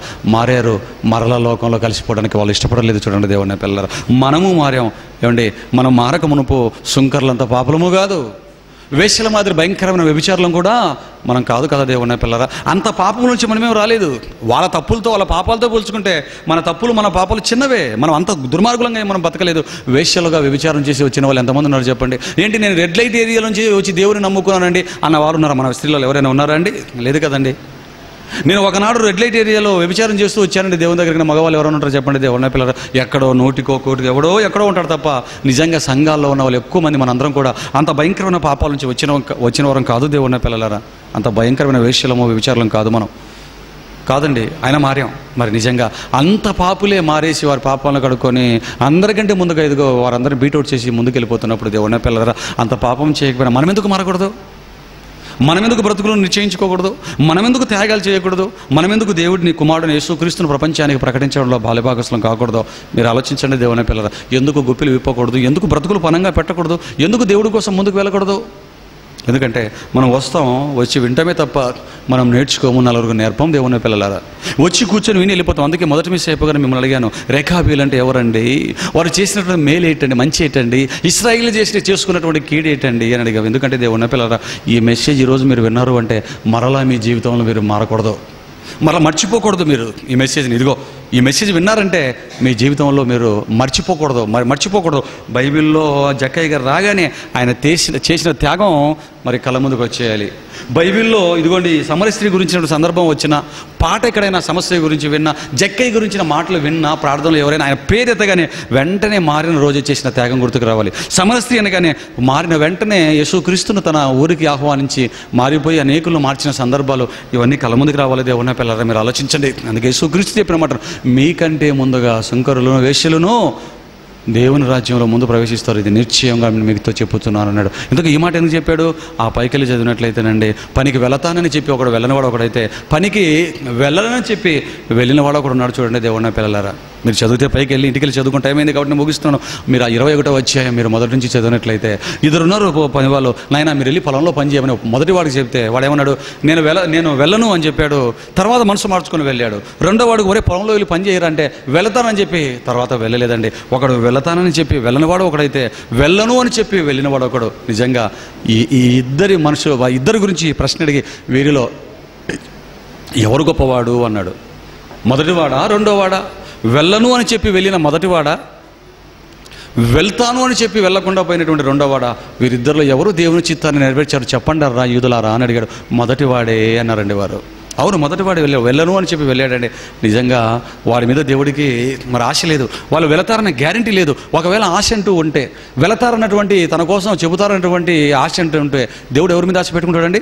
మన మీద ఆశ పెట్టుకుంటాడు కదా. దేవుని పిల్లల లోపలికి వచ్చాం, బైబిల్ పట్టుకున్నాం, చదువుకుంటున్నాం, క్లాసులు అంటున్నాం, పాఠాలు అంటున్నాం, విశ్వాసాలు అంటున్నాం, విశ్వాసాలు గుంపు అంటున్నాం, కుటుంబాలు అంటున్నాం, మార్పు అంటున్నాం, ఉపవాస ప్రార్థనలు అంటున్నాం, మీటింగ్లు అంటున్నాం, సెమినార్లు అంటున్నాం, వాగ్దానాలు అంటున్నాం, ఆశీర్వాదాలు అంటున్నాం. ఎన్ని అంటున్నావు? ఒకటి కాదు, రెండు కాదు. ఒక క్రైస్తవుడిగా మారిన తర్వాత నీ జీవితంలో నీ నోట్లో నుంచి ఎన్ని పదాలు ఎన్ని కార్యక్రమాలు వస్తున్నాయో మీరు ఆలోచించండి దేవుని పిల్లలారా. ఇవన్నీ బయట ఉండేవాడు అన్నాడు, వాడు ఏమండు, కానీ మారిన వెంటనే దేవుడి పనులకి పరిగెత్తుంటూ వెళ్ళిపోయాడు అనుకోండి. మారకసరికి దేవుడి పని టకటక చేసుకుంటూ వెళ్ళిపోతున్నాడు అనుకోండి. మొదటి నుంచి మారి ఏమీ చేయని మన బ్రతుకులు ఎక్కడ? మారిన వెంటనే దేవుడి పని చేసుకుంటూ ముందుకు వెళ్ళిపోతుంటే వారెక్కడ? ఇప్పుడు మారకుండా లోకంలో ఉంటూ మారి వెంటనే పని చేసుకుంటూ వెళ్ళిపోయే వాడు ముందు వెళతాడా? మారామని చెప్పుకొని వెళ్తామని చెప్పి వెళ్ళకుండా సంఘాల్లో కుక్కిపోయి మురిగిపోతున్న మనవారు ముందు వెళ్తారా? చెప్పండి దేవుని పిల్లరా, ఎవరు ముందు వెళ్తారో మీరు ఆలోచించండి. అందుకే యేసుక్రీస్తు చెప్పాడు దేవుని పిల్లరా. అందుకే మనం పరీక్షించుకున్నదిగో రొట్టె ద్రాక్షరసం తీసుకుంటాం. కనీసం క్రీస్తు శరీరానికి సాదృశ్యమైన ఆ రొట్టె ముక్కను తీసుకునేప్పుడైనా ఆయన పని కోసం జక్కయ్య త్యాగం, సుంకరి ప్రార్థన, సమరస్త్రీ యొక్క మార్పు, వేశ్య మార్పు గుర్తుకు రావాలి. కనీసం ద్రాక్షరసం తాగుతున్నప్పుడైనా ఇవి గుర్తుకు రావాలి. దేవుని యేసుక్రీస్తు త్యాగాన్ని గుర్తుకు చేసుకునేదిగో గొప్ప త్యాగదనులంగా, గొప్ప మార్పు కలిగిన వ్యక్తులంగా మరి క్రీస్తు పరిచయంలో ఆయన సంఘంగా మనం ఉండాలని మనస్ఫూర్తిగా కోరుకుంటూ, మరి ఈరోజు చెప్పిన మెసేజ్ కనీసం అందరిలో కాకపోయినా కొద్ది మందిలోనైనా సరే ఒక మంచి మార్పును, ఒక మంచి త్యాగాన్ని, ఒక మంచి నిర్ణయాన్ని తీసుకువస్తుందని మరి ఆశిస్తూ మరి నేను నా మాటలు ముగిస్తూ ప్రార్థన చేస్తున్నాం. దయచేసి కళ్ళు మూసుకొని ప్రార్థన చేసుకున్నాం. ప్రేమ కలిగిన నాయన, దయగలిగిన దేవ, పరిశుద్ధమైన మహిమ కలిగిన మీ నామానికి మరొకసారి కృతజ్ఞతాస్తుతులు చెల్లించుకుంటున్నాం తండ్రి. మీ మాటలు మీ పిల్లలకు చెప్పారు. మీకంటే ముందుగా శాస్త్రులు, పరిచయులు, యాజకుల కంటే ముందుగా సుంకరులు, వేశ్యలు పరలోక రాజ్యంలోకి, దేవుని రాజ్యంలోకి ప్రవేశిస్తారని యేసుక్రీస్తు వారు చెప్పిన ఒక మాటకు సంబంధించినటువంటి అర్థాలను ఒక బ్రతుకు పాఠంగా ఈరోజు మేము ఆలోచించాము తండ్రి. మరి పరలోక రాజ్యానికి ఎవరు ముందున్నారో, ఎవరు ముందు ఉంటారో తెలుసుకున్న మేము, వారిలాంటి జీవితాలు ఇంతకు మునుపు మాకు లేవు కనుక మీ వాక్యంలోకి, సంఘంలోకి ప్రవేశించిన మేము వారికంటే గొప్పగా మీ పనిచేసి మేము కూడా తండ్రి వారికంటే ముందు ప్రవేశించాలన్న పోటీ తత్వంతో ఈ పోటీలో ఉన్నతమైన ఫలితాలను సాధించుకొని ముందు ప్రవేశించినట్లు మాకు సహాయము చేయమని, విన్నవారిని దీవించి మంచి ఆలోచనను రేకెత్తించమని యేసుక్రీస్తు వారి పరిశుద్ధమైన నామములో ఈ ప్రార్థన సమర్పిస్తున్నాం తండ్రి. ఆమేన్.